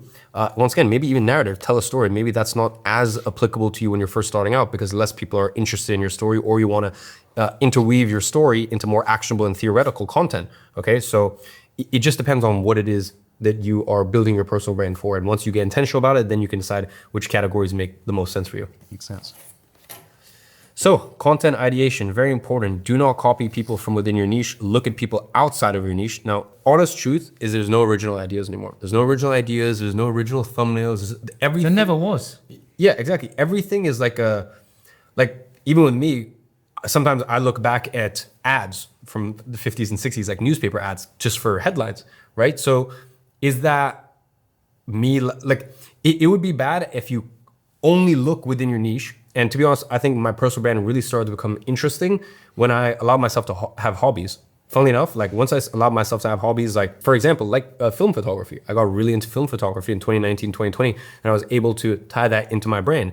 Or I kind of 2019, 2020, once again, same thing with fashion. I really started to, enjoy fashion and dressing in a certain way and letting myself, basically once I had hobbies in my life, my personal brand became more magnetic. So whatever it is that you're doing, you might think it's so mundane, you might think it's so boring. But I give the example of, let's say you're making videos, whatever kind of videos. And let's say you love coffee. Okay, so a minute into every video, you just say, this is the type of coffee I'm drinking today. It's from this place in the world. This is what's unique about it. And it's 20 seconds. And let's say you're making videos about something so mundane like Zapier integrations. Just because you're making automations videos doesn't mean that you can't tie in your personality. Okay. Yep. And I think that's why it's actually so interesting to have hobbies and interests outside of whatever it is that you are talking about with your personal brand, and you can bring those all back and tie it in. So that's why you want to look at people outside your niche. Definitely study, extract knowledge from what is already out there, what's working, consider the niche, the problem, the solution. For example, let's say you are, the niche is reading, how to memorize what you read and how to read 3 times faster. You can then go out and look at what's working, what's not working. And there's a free tool called vidIQ. You can see right here, 8.9x. What this does, it will show you outliers. So a lot of people look at YouTube. Like I look at YouTube back from my agency days. I look at it like an ad platform. Like if you think about what an ad is, it's basically a creative and then a headline, right? That's the way I view YouTube. I'm constantly studying YouTube and I'm like, okay, this video is an outlier. Okay, you can see this has, for the average for my channel, this has 8.9, basically 9 times as many of my average. And I think the way it works out is it just takes all of your videos ever and just takes the average of how many views you get. And this is an outlier, but I'm looking at in different niches as well. I'm looking in different niches that have nothing to do with what it is that I post about. I'm looking at, okay, this video is an outlier. Why is it an outlier? Looking at the creative, looking at the headline, and just, as soon enough, you start to spot patterns, and that will make your packaging so much better when it comes to actually creating content. Yeah, I think, again, school teaches you not to copy. Stupid school. Like, copying is how we innovate. There was someone once that developed something called fire. We saw them do it, and we thought, that's a good idea. I'm going to do it maybe better. I'll put it in your home and make it safe. Like, Jesus Christ, learn to copy. It's nothing wrong with it. That's how we all learn. Now let's talk about content planning. You want to optimize for search traffic using what I call minefield farming. So I'll explain what this means. And by the way, a lot of these terms, minefield farming, problem farming, as we get later on, or as we get to this video, I'll get a little bit more complex, but really that free, unlisted YouTube video, I go in depth in that keynote because as I said, I wanted to, respect your retention and not go too complicated with this stuff. You want to map out your audience's problems using problem farming. So minefield farming and problem farming are 2 things that you can use, and I'll get into in a second what that is. You want to use proven formats, and you want to establish a content day to batch, create, and save time. So that way you're not constantly task switching. Part of the day you're creating content, then you're doing this. It's better just to batch it all together and then schedule a post for efficiency. So this has everything to do with content planning, and I'll break this down in the following slides. This is so important because this will save you a lot of time. You think content's going to take over your life? It will if you don't follow this. Correct. Minefield farming. Let me tell you what that means. Minefield farming is all about optimizing for search traffic. Miles Beckler is a great example of this. He's basically been using this technique for years. His videos are search traffic optimized despite only averaging 5 to 10,000 views per video.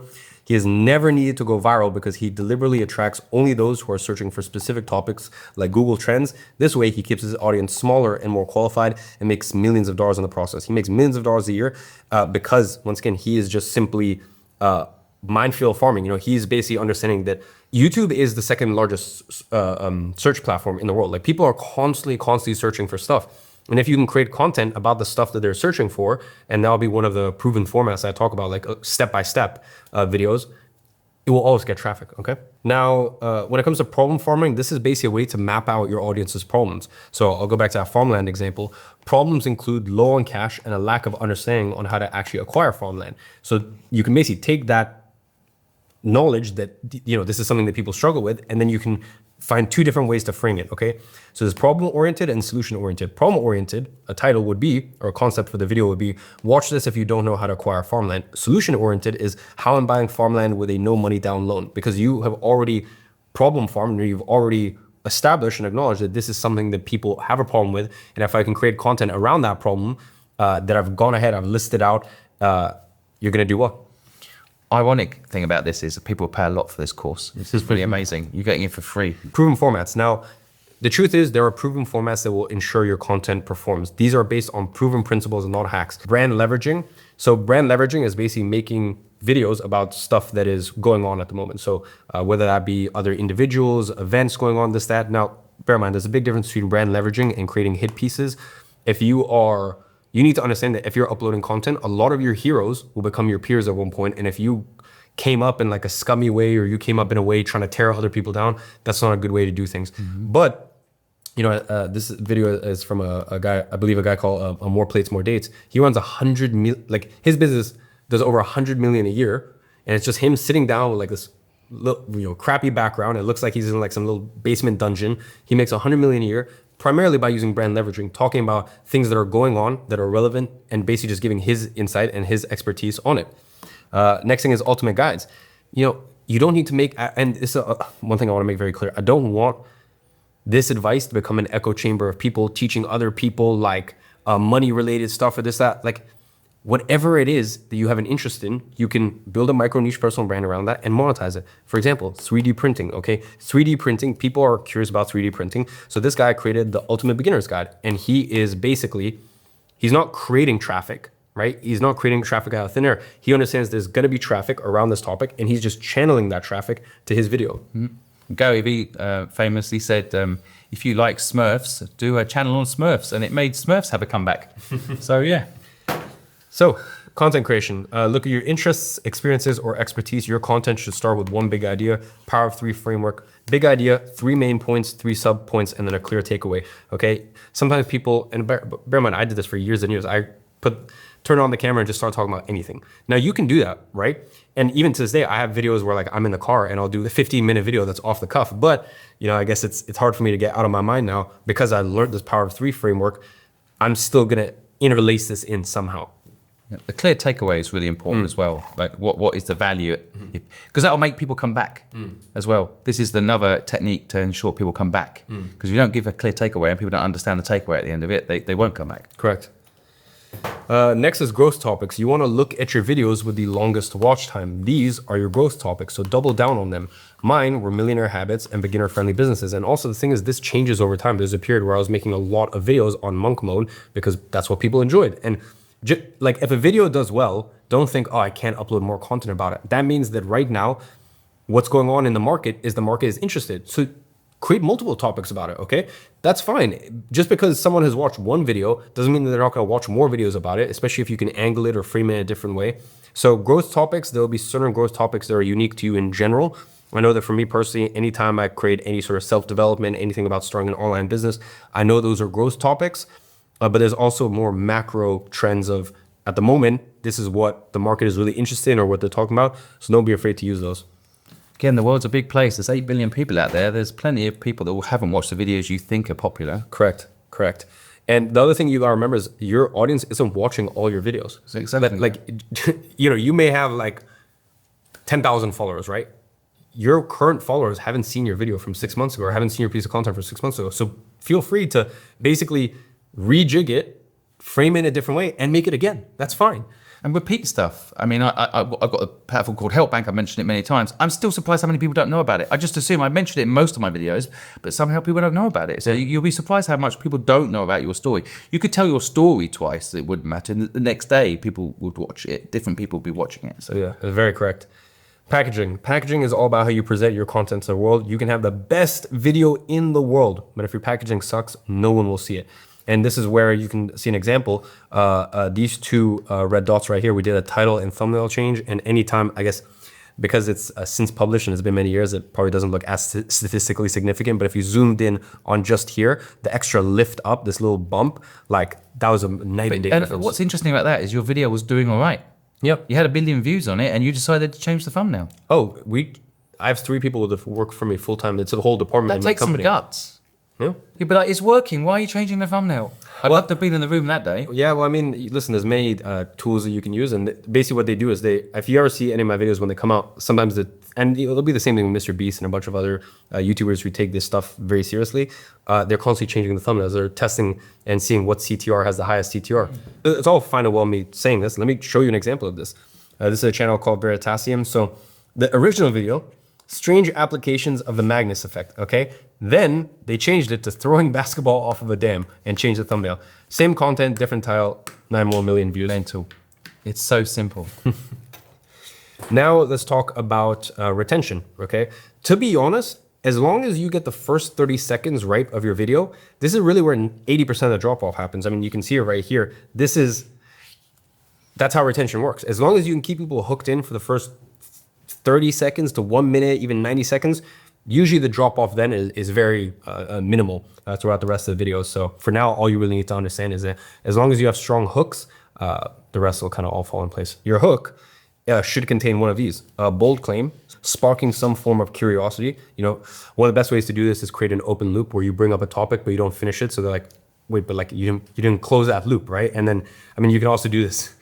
To be honest, we've become kind of masters at this. We do this multiple times, and in fact, we'll have multi-video open loops where like we'll open a loop in one video, they only gets closed in the next one. So, you know, whatever, this is some more advanced level stuff or value promise. Okay, you know, very simple, clear cut. This is what you're gonna get in this. It doesn't need to be a bold claim. It doesn't need to spark curiosity. It's just you have clicked on this video for this outcome, and this is what you will get. Mm-hmm. Love that.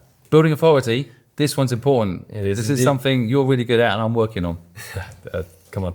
Listen, building authority is all about trust, which you have a lot of with your audience, okay? And there's a few ways you can actually build authority. There's a few ways you can build trust. Obviously, creating content is going to help you with that. It's going to make selling anything 10 times easier. You have a problem, you have a unique perspective, and then you come up with solutions with that. And that is the base of a lot of content you'll be making. Moving on, engagement equals growth, okay? Content is a conversation, not a monologue, okay? And sometimes you have to remember that. This is a two-way conversation. You gotta remember, especially like when you're creating content, they're like, someone's watching this, okay? And the other thing is you also don't wanna speak to, try your best. Sometimes I even make this mistake, even to this day. Like, try your best to not address a public, try to address a person, okay? That's even why, like, one of the things I do, I always sign off and I just say, you know, as always, I'm watching from afar and I'm rooting for you. And I know, like, people love when I say that because it's just like, it's a reminder that, like, I am in your corner, and it just makes it a lot more personal. It's a conversation, content is a conversation, not a monologue. Use your content to drive engagement with questions, polls, lives, Q&As. You know, and even to this day, I still respond to comments myself. Yeah, I do that too. A lot of people think, I think that's, by the way, it's a really great way of finding out whether you're bringing value to your audience. Like people that are saying bad things in the comments, you should listen. You know, like, is there something in that comment that's going to help you be better? And so people have been saying to me lately on this podcast, stop interrupting the guests. I'm doing a really good job in this episode. I'm not doing that. I listen to you. You're right. So let's talk about some common mistakes when creating content. Number one, stop trying to please everyone. Stop copying others. Take inspiration for sure. Just don't copy full blown. Or if you're going to copy, at least make sure it's something in a different niche. Yeah, this one could be an interesting one to discuss for what we end. Correct.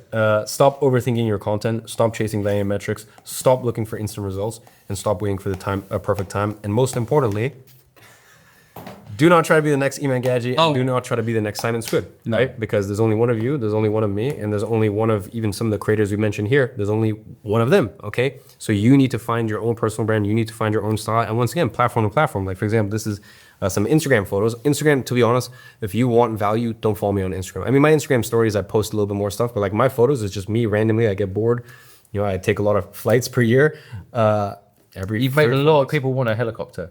Can I just say that? That's what your Instagram does for me. Yeah. And a Rolls Royce. I really want to get one. Yeah. It's really, really good. It would suit you. Yeah, it would suit me. It would suit me. I've been in your Rolls Royce, and it did suit me. You know what? Yeah. What do you prefer, the Maybach or the Rolls Royce? A Rolls Royce. Yeah. The Maybach's not bad though. I'm not complaining. You picked me up at a Maybach today. I'm not complaining, but I did prefer the Rolls Royce. I'm saying. We'll get the Phantom ready. Phantom for your return. next time.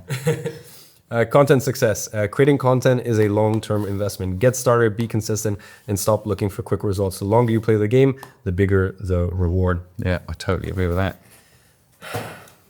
Listen, I know you've already seen this quote 101 different times, but the secret of getting ahead is getting started. And I think that's especially applicable when it comes to creating content. That first piece of content you put out will scare you, will terrify you for the first week. It's going to feel uncomfortable. It's going to feel awkward. After a month, you're like, this is weird, but okay, I kind of understand. After 3 months, you're like, okay, like I'm not the best, but I'm getting the hang of it. After 6 months, after 1 year, it's totally normal. Plus, also the cool thing is we live in an environment right now, it's normal to create content. When I was making content 10 years ago, like especially, you know, I didn't make a lot of gym content. Like as I was going to the gym, the books I was reading, the gym content I was making, like it was weird. Like people were all looking and staring at me. Whereas these days, it's normal. Like everyone creates content. So Yeah, I remember the first time I ever went live, and by the way, you should go live a lot. I think live's got a huge potential. First time I went live, 0 people on the live, and I was still talking to the live. So how weird is that? I'm like, literally, there's no one there, and I'm talking to the camera. Like, so everyone starts somewhere. no, and also, you know, little action step for the next 7 days. Here's what I want you to do. I want you, whether it's in the car, you practice safe driving, please. You know, only if you have one of those phone clip thingies. If it's in the car, if it's you getting ready in the morning, whatever it is, place your phone somewhere and just record for 5 to 10 minutes, and don't post it anywhere. Don't worry, no one's gonna see it. No one's gonna see you stutter. No one's gonna see you sneeze. No one's gonna see you muddle up your words. No one's gonna see this. This is simply practice, okay? So I want everyone to do that right now because, listen, you don't need to be an expert at everything. Even me, like I'm not a good, to be honest, I've always said I'm not a good public speaker. I've just had enough practice where I'm okay, like good enough to get by. But I definitely wouldn't say I'm a Steve Harvey or a Tony Robbins or anything. I've just done my reps. I'll go a step further. If you post up a video on stories 7 days in a row from the time this video goes up and tag us both on Instagram stories, I'll pick one of you to get the £3,000. Okay, there we So go. you don't even have to have a brilliant business idea. You just need, we're going to pay you to start something that's going to help you. Pretty quick message, but you are only one piece of content away from building $1 million micro personal brand. To be honest, you're probably going to create content, and it's not really going to resonate with the market. And then you're going to create one piece of content that just like, and by the way, that doesn't mean it gets the most amount of views. It just cuts through the noise, and it attracts the right person to your business. I was doing YouTube for 4 years until I broke through with one video. And then all my other videos started getting views. And I was like discovered suddenly on YouTube. I was already, you know, okay on TikTok and Instagram. But that one video, that's why you got to keep going. Correct. With a strong micro personal brand, you no longer have to chase clients because they will come to you. Whether chase clients, sponsors, business deals, like anything. Okay, stop chasing, start attracting it. I mean, marketing, sales, different strategies. This is definitely, I mean, marketing is better than sales. 100%. But they connect. So you still need a closer or sales system to perhaps win the business, but you'll get the inquiry much easier with this approach. Hey, listen, this happened to me. I had an agency for 6 years, but because I built my personal brand, I didn't have to go out looking for clients. Now, listen, we still ran ads to VSL. We still did outbound, but that was like, you know, very, you know, maybe that was 25, 30% of the agency. Most of the clients just came to me. And, you know, it's so weird as well, because I was like creating this content as I'm building my agency. And then people would find me for like, initially I just was doing like photo video services. And then I had one client who was like, oh, could you do this as an ongoing thing for me? And yeah, it was just one of the biggest competitive advantages that I had was building a personal brand. When I'm showing my age now, but when I started out my agency, we used to use PR for this effect. You get a newspaper to write about you, and then you get all the inquiries. Now you can just do it yourself. You don't need the newspaper to write about you. Fucking do it yourself. Correct. Even at my companies, the reason I have such an elite team is because of my personal brand. I genuinely would not be in the position I am today if it wasn't for my team, and I wouldn't be able to get the team I have because if it wasn't for my personal brand. This is your team, by the way. This is some of my team. Yeah, they're killers, aren't they? Some of my team. And then this is my buddy George Heaton, and then Jake as well. Probably one of the best athletes in the world right now. Shout out to Jake. Going back to the main point that I want to discuss here, it's I'm able to attract these people because some people, bear in mind, some people look at my personal brand and they're like, I want to work for this guy. I don't align with their values, or I don't align with the way that they want to do things. And that's cool. You're not meant to be for everyone, okay? But the people who are bought in are super bought in. So I'm fortunate where it allows me to basically attract top talent on autopilot. I mean, I think you met Max downstairs. He is a CEO at one of my companies. Listen, we have over 100,000 applications to work between the companies. That's another benefit of building a personal brand. Yeah. The hiring people is 10 times easier as well. Exactly. Hiring people, having strategic partners on board, JVs, all this stuff, it just becomes a breeze. Yeah, brilliant. I'm running. I'm supposed to be running a marathon in April. All my team are training, and I'm not training enough, so I'm slacking. So now we get to a very important question that you might be having, which is, okay, how do you actually make money from your personal brand? And that's where we get to stage 4 and 5. Money. Let's make some money. Okay. All right. Step 4: monetize your personal brand. This is the most important step, right? You want to make money.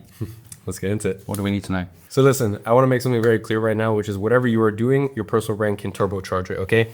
If you are a real estate agent, keep doing that. If you are a fitness coach, keep doing that. If you're an e-com owner, keep doing that. A chef, whatever it is that you are doing right now, building a personal brand will make it easier to attract clients, earn more money, and get noticed, okay? So whatever you're doing, keep it up. And a personal brand is basically your competitive advantage. But in every business, by the way, now for some businesses, that ceiling is 100 million a year, but every business and every opportunity does have a ceiling, okay? So for some of you, maybe you've hit a ceiling in your current career. For example, you could be the best personal trainer in the world and you might make 15, 20,000 a month, right? Whereas if you're online personal trainer, or you're doing fitness online, I mean, a lot of people making 20 grand a month are just not to be insensitive, but that's just very normal for most people in the online space. So that's kind of where you could be capping out. Or let's say, for example, you want a clean slate. Building a personal brand puts life on easy mode, I should say. So whatever it is you're doing right now, whether that's an agency, whether you're a chef, whether you're a real estate agent, anything that you are doing right now, a developer, whatever it is, okay? Use a personal brand to make yourself more valuable, make your time worth more money, or start a business, whatever it is that you're doing, okay? When does a clean slate make sense? As I mentioned, you don't like your career, you realize your career is not scalable. You can be the best personal trainer in the world. As I said, if you're doing one-to-one sessions, there is inevitably a cap on that because you're just, you're serving one-to-one. You're not serving one-to-many. Or let's say, for example, you're a lawyer and you're looking to make your first step into your online career. Well, then in that case, if you are starting with a clean slate, in my opinion, in 2025, there's only one way you should be monetizing your personal brand, and that is with information. And I am so excited for this portion because I know we're going to lock heads, because I know that you have very strong opinions on selling information. And maybe I'll give you. But today, this is about you. So no. Listen, I would love to have a respectful debate about it. You see? I will lose. I think in your house, I will lose for sure. No, I don't think so. No. All right, let's go for it. Okay. Because, for me, there's a stigma around selling coaching and courses, but whether you like it or not, and I know for some of you guys, you might want to jump off a bridge when you hear this, you have bought info before. Mm-hmm. You have bought info, you've bought info, everyone. I'm selling a book.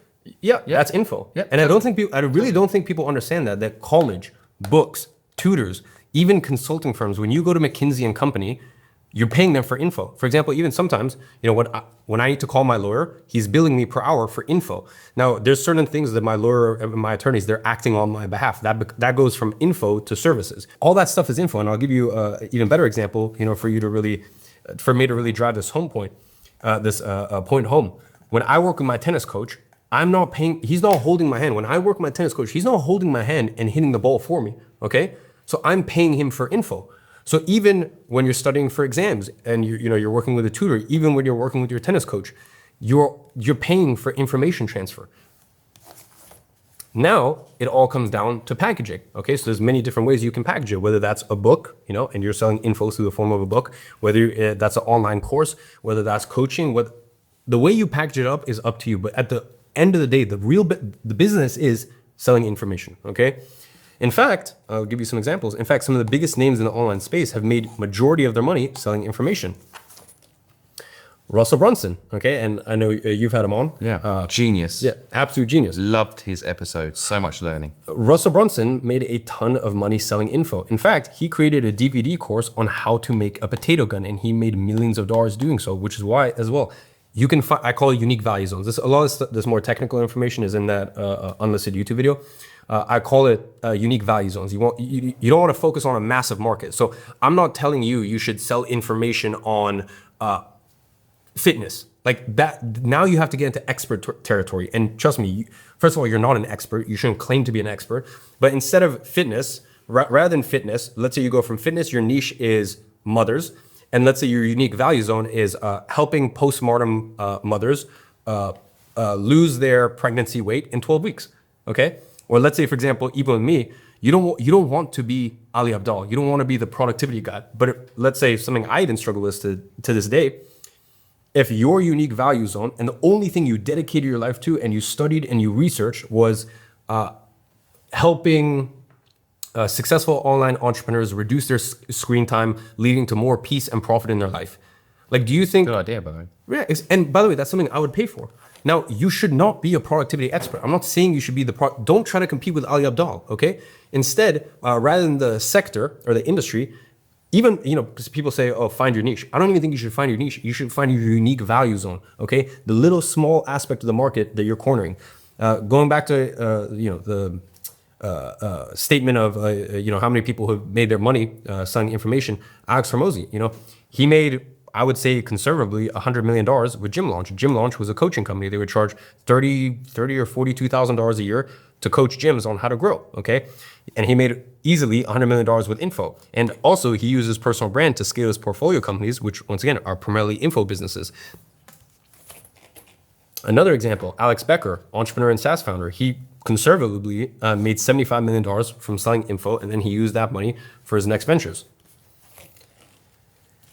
Now, most people never get started because they think they don't have anything valuable to share. But like I said, you don't need to be an expert. You just need to synthesize information that is already out there. I'll give you another example.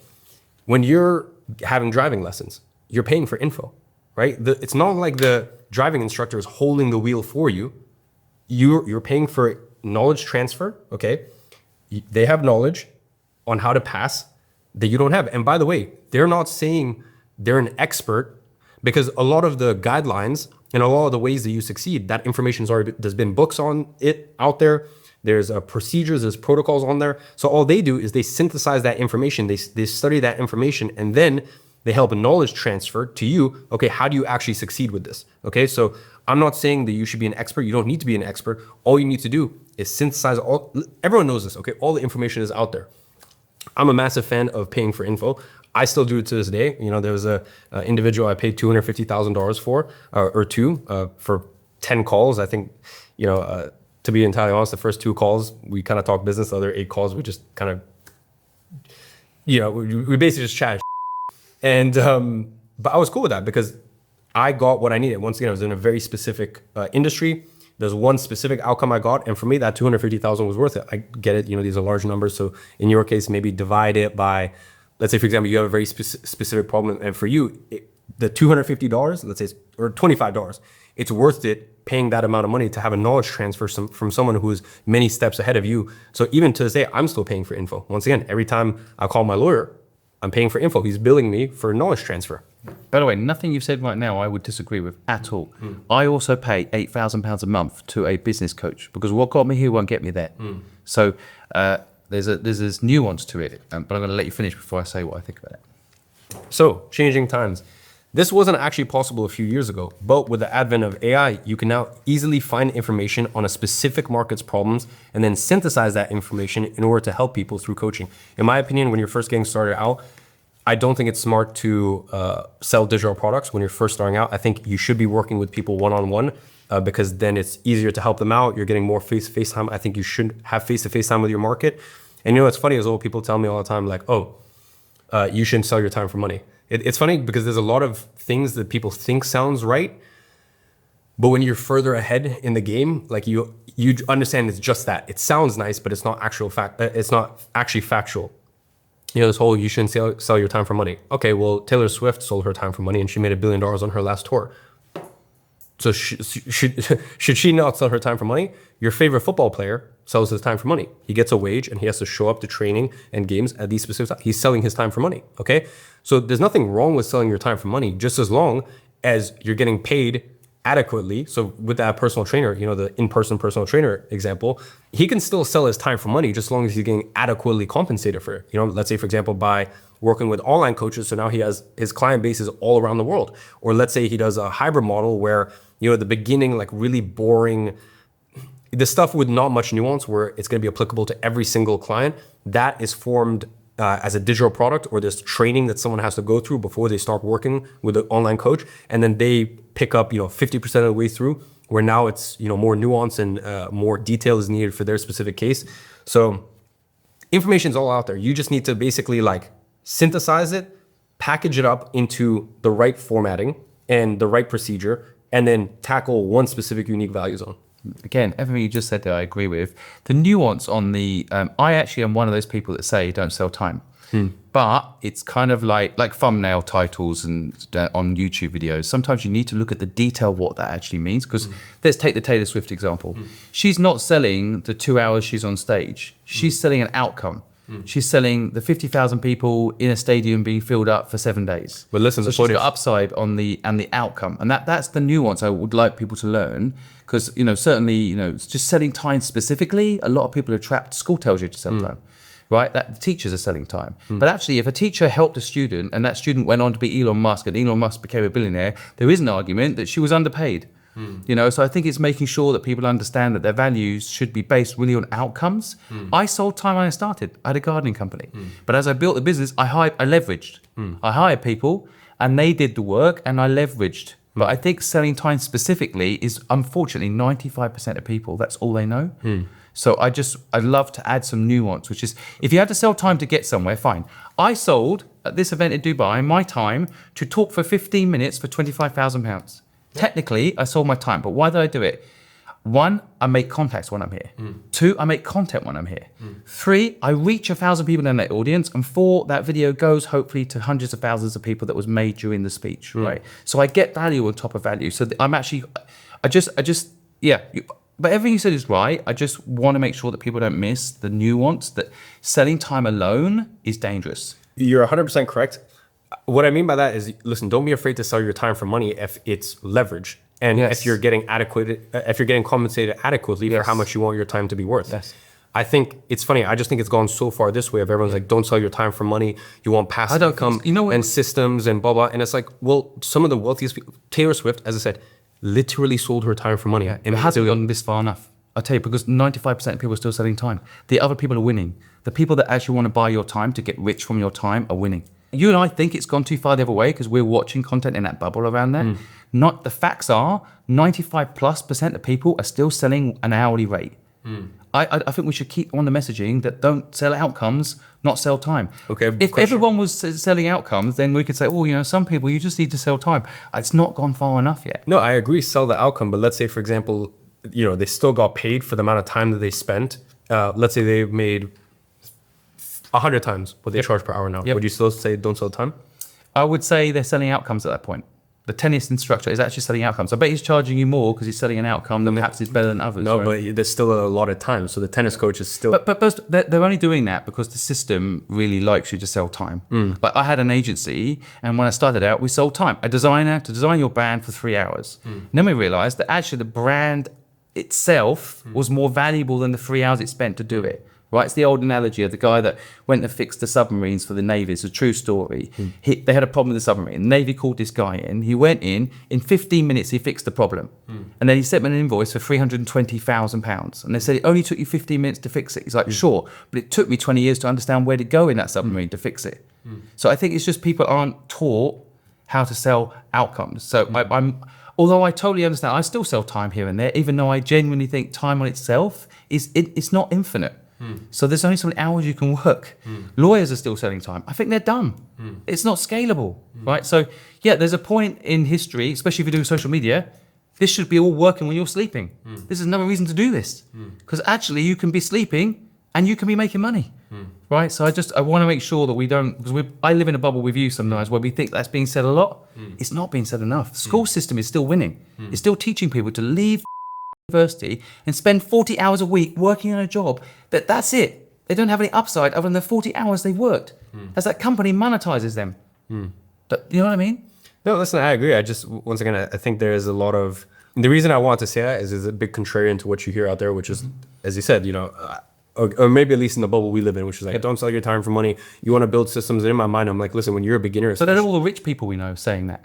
No, they're partly rich for a reason. Like Taylor Swift is not selling 2 hours on stage. I guarantee you. What do you mean? She's only doing 2 hours, right? She turns up, everyone else is doing everything else. She goes on stage for 2 hours. She didn't say, I'm going to give you 2 hours of my time for £45 million. She's not doing that. No, I'm telling you right now, in her mind, she'll do the math and she'll go, okay, this is going to be, because bear in mind, it is 9 months of her life.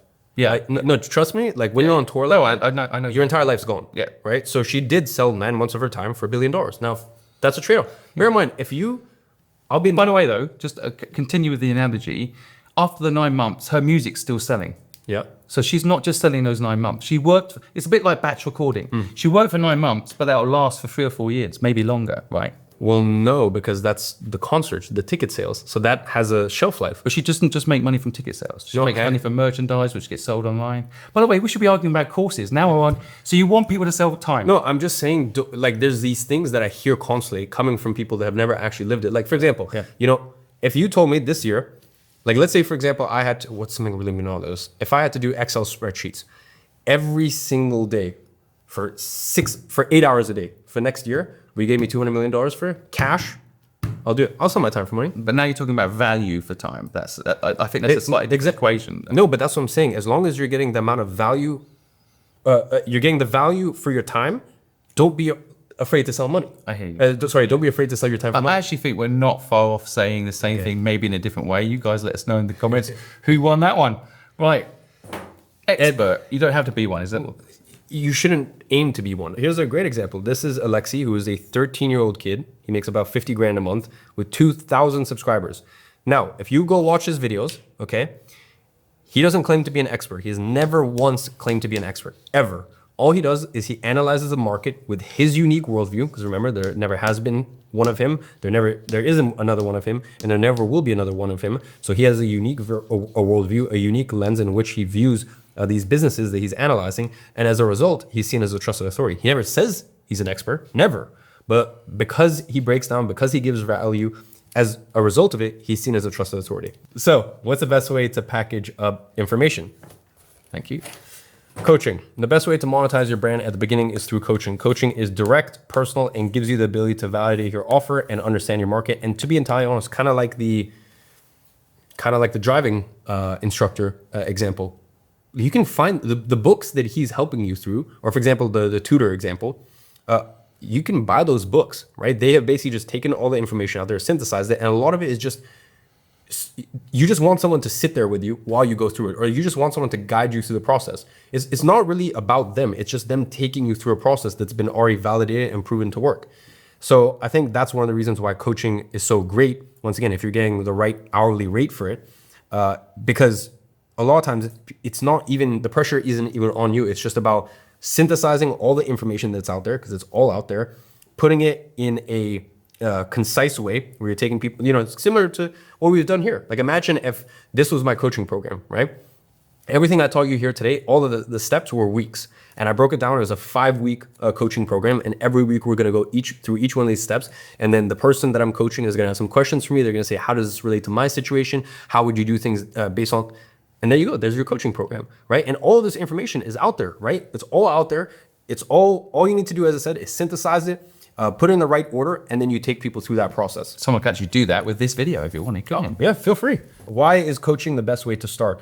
Listen, with courses, usually you're going to charge $100 to $1,000 per sale. Whereas with coaching, listen, you can charge $3,000 to $20,000 per client. It depends on the quality of the problem that you're solving for someone. So you only really need 3 to 5 clients per month. Your audience size only needs to be a couple hundred to a few thousand max. Effort to create, there's no upfront work, just Zoom calls, gather feedback, iterate, try to create some resources. Like for example, if you create something like this, once you've synthesized, once you looked at all the information out there, try to take them through a process and once again, this is, I will go more in depth on this in the free keynote that people get. Ease of selling, it's easy, personalized one-to-one, whereas courses, you're going to charge a lot less. You're going to need thousands of customers. Your audience size will need to be tens of thousands, hundreds of thousands, even millions. So like there's a place for digital products for sure. It's just further on. And I also recommend people start with coaching if they want to make money with information. Months of content creation, that's the other thing. Like the amount of money we spend on production, like having my team listen, you came here with your team and you spend tens of thousands a month on your content team and, running that whole thing. So that's a lot of upkeep and, it's going to take you months of content creation, filming, editing.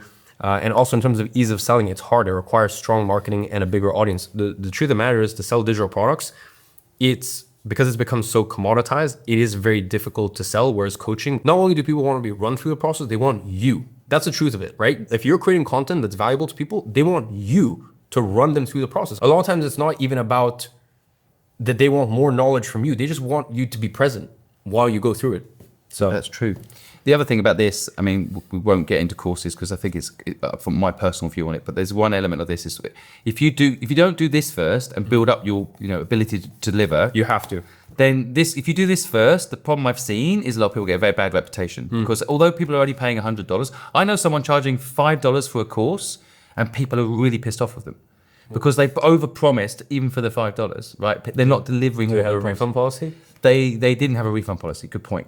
Right. Well, it's $5. You wouldn't think they need to, but the administration needed to refund the $5. Maybe but the reputation got so badly damaged because they didn't deliver. Group coaching. Okay. So what happens when you don't have enough time to serve all these clients? And this is how we take things up a level, because it might get to a point where, let's say you're charging, if you have a valuable enough problem, like let's say for example, and this is why you want to pick your UBZ correctly. You want to pick your target market correctly. Let's say, going back to the example of me with a successful online entrepreneurs looking to reduce their screen time to have more peace and profit in their life. Successful entrepreneurs, like the sort of people who are trying to reduce their screen time, who are successful entrepreneurs, they probably have, $2,000 to spend on that solution where, or $2,500 where over 5 calls with some tools and resources and other stuff, you can coach them to that outcome, right? Now, making $500 per call, and let's say you're doing 10 calls a week, right? You're making $5,000 a week, you're making $20,000 a month. That's really good money. Now, let's say you get to a point where you're like, what, I don't want to do any more calls. I'm kind of at my capacity. Then you can start moving into group coaching. Now, bear in mind, group coaching is harder to sell than one-on-one. It's all like at the bottom of the rung is actually courses, right? Because at the end of the day, it's commoditized. Like even, I hope you don't take this in any way as me trying to promote it. Don't buy it. In fact, digital. Now we all want it. We all want it. I have something called Digital Launchpad. It's a mobile app. Yeah. It was kind of my way of giving back to my 16-year-old self. Once again, full money back guarantee. And every single month we release a course in there. Now, for example, the course we released this month is I don't know if you know Tony Jeffries. He has like a YouTube channel with 2 million subscribers. British Olympian boxer, right? So like. Every month, we're releasing stuff that's filmed on Red cameras, Red Raptors, like Netflix grade stuff, all around the world, and we're charging $37 a month for it. And the reason I say that is not like, oh, we're so great or whatever. My point is, even stuff like that has commoditized courses so much to the point where courses don't really inherently have value for people. You need to go a step above, and that's why when you're coaching someone, there's a lot of value in that, even if you're just teaching the same materials you would have in the course, but people want that one-on-one factor. Now, group coaching is a rung below that. It's harder to sell. You're not gonna be able to charge as much, but at a certain point, it makes more sense to scale it up. And then there's many other things that you can do apart from that. But yeah, you can move to group coaching after. Once you validate your coaching offer, you can start thinking about scaling. So that's kind of what we talked about there. Stage 5 is automate and scale. and I'll show you how to do that. Or once again, high level. Right, Okay. I'll just show you high level. That unlisted YouTube video will really help you take things a step further. The less access to yourself that you're giving, the less you make per client. But if you are at capacity, you simply have no choice. So pros of this stage is you reach more people, you work, you do less one-on-one, and you have automated sales. The cons is less personal connection and then harder to charge premium rates. So the way you do this is you take your coaching offer, I guess the step below, or sorry, this next step is coaching offer, then you turn into a group coaching offer, or you turn into a hybrid offer where, once again, maybe someone is going through 3 to 4 hours of training that is kind of unnecessary for you to do that one-on-one with them, because it's just very like, you just don't need someone coaching you through that. So let's say you do a 4-hour training that they give you with all the resources, templates, everything, and then you only speak to them once they've done that for the final hour, where you can give a little bit more of that nuance. So there's different ways to play it, but the main objective here is we're taking our coaching offer and then turning it into a digital product. Scaling 101. If your coaching has reached its limits, you need to turn it into a digital product and scale it. Transfer all of your coaching into a digital product, package it in a repeatable and scalable offer. And just understand your first digital product. This is why it's so important really to coach people 101, in my opinion, is because, like, going back to the worldview thing, there's things that work for you, but you quickly start to realize for other people, maybe other people have a sticking point that you didn't have, and maybe you had a sticking point or something that you thought was a bigger problem that other people find quite easy. So the more you speak to your customers and the more you speak to your clients, you're going to figure that out. So to me, that's the MVP, minimum viable product, is the one-on-one. That's literally what we call it. Yeah, because then you figure out what they need at scale. People need at scale. Correct. So I know I kind of breezed a little bit over step 4 and 5, but we got more in-depth stuff in that unlisted YouTube keynote. But here's the summary. Step 1, build an intentional personal brand. Step 2, create a micro personal brand. Step 3, implement a content strategy. Step 4, monetize your personal brand. Step 5, automate and scale. No matter who you are, whether you're just getting started or you have a thriving career, you are already an entrepreneur. And because of that, you should be building an intentional personal brand. So I hope this step-by-step was helpful. If you want even more detailed breakdown, I'll leave a link to that YouTube unlisted video. Once again, no email, no opt-in, nothing that won't even make you leave YouTube. So I'll be down below. And also just don't forget to enter the giveaway. I think you said you were gonna pick one person who tags us every day for the next 7 days. There's 9 people we're gonna give $3,000 to each to start your business, and perhaps some help from Iman, definitely help from me. Iman, honestly, thank you so much for sharing your knowledge today. And please go check out the video down below that Iman's made for you. And if you need any help, let us know in the comments, or go visit helpbank.com. We're off to have some chicken now. We'll see you later. Check out our new membership subscription for exclusive content and much more, link in the description.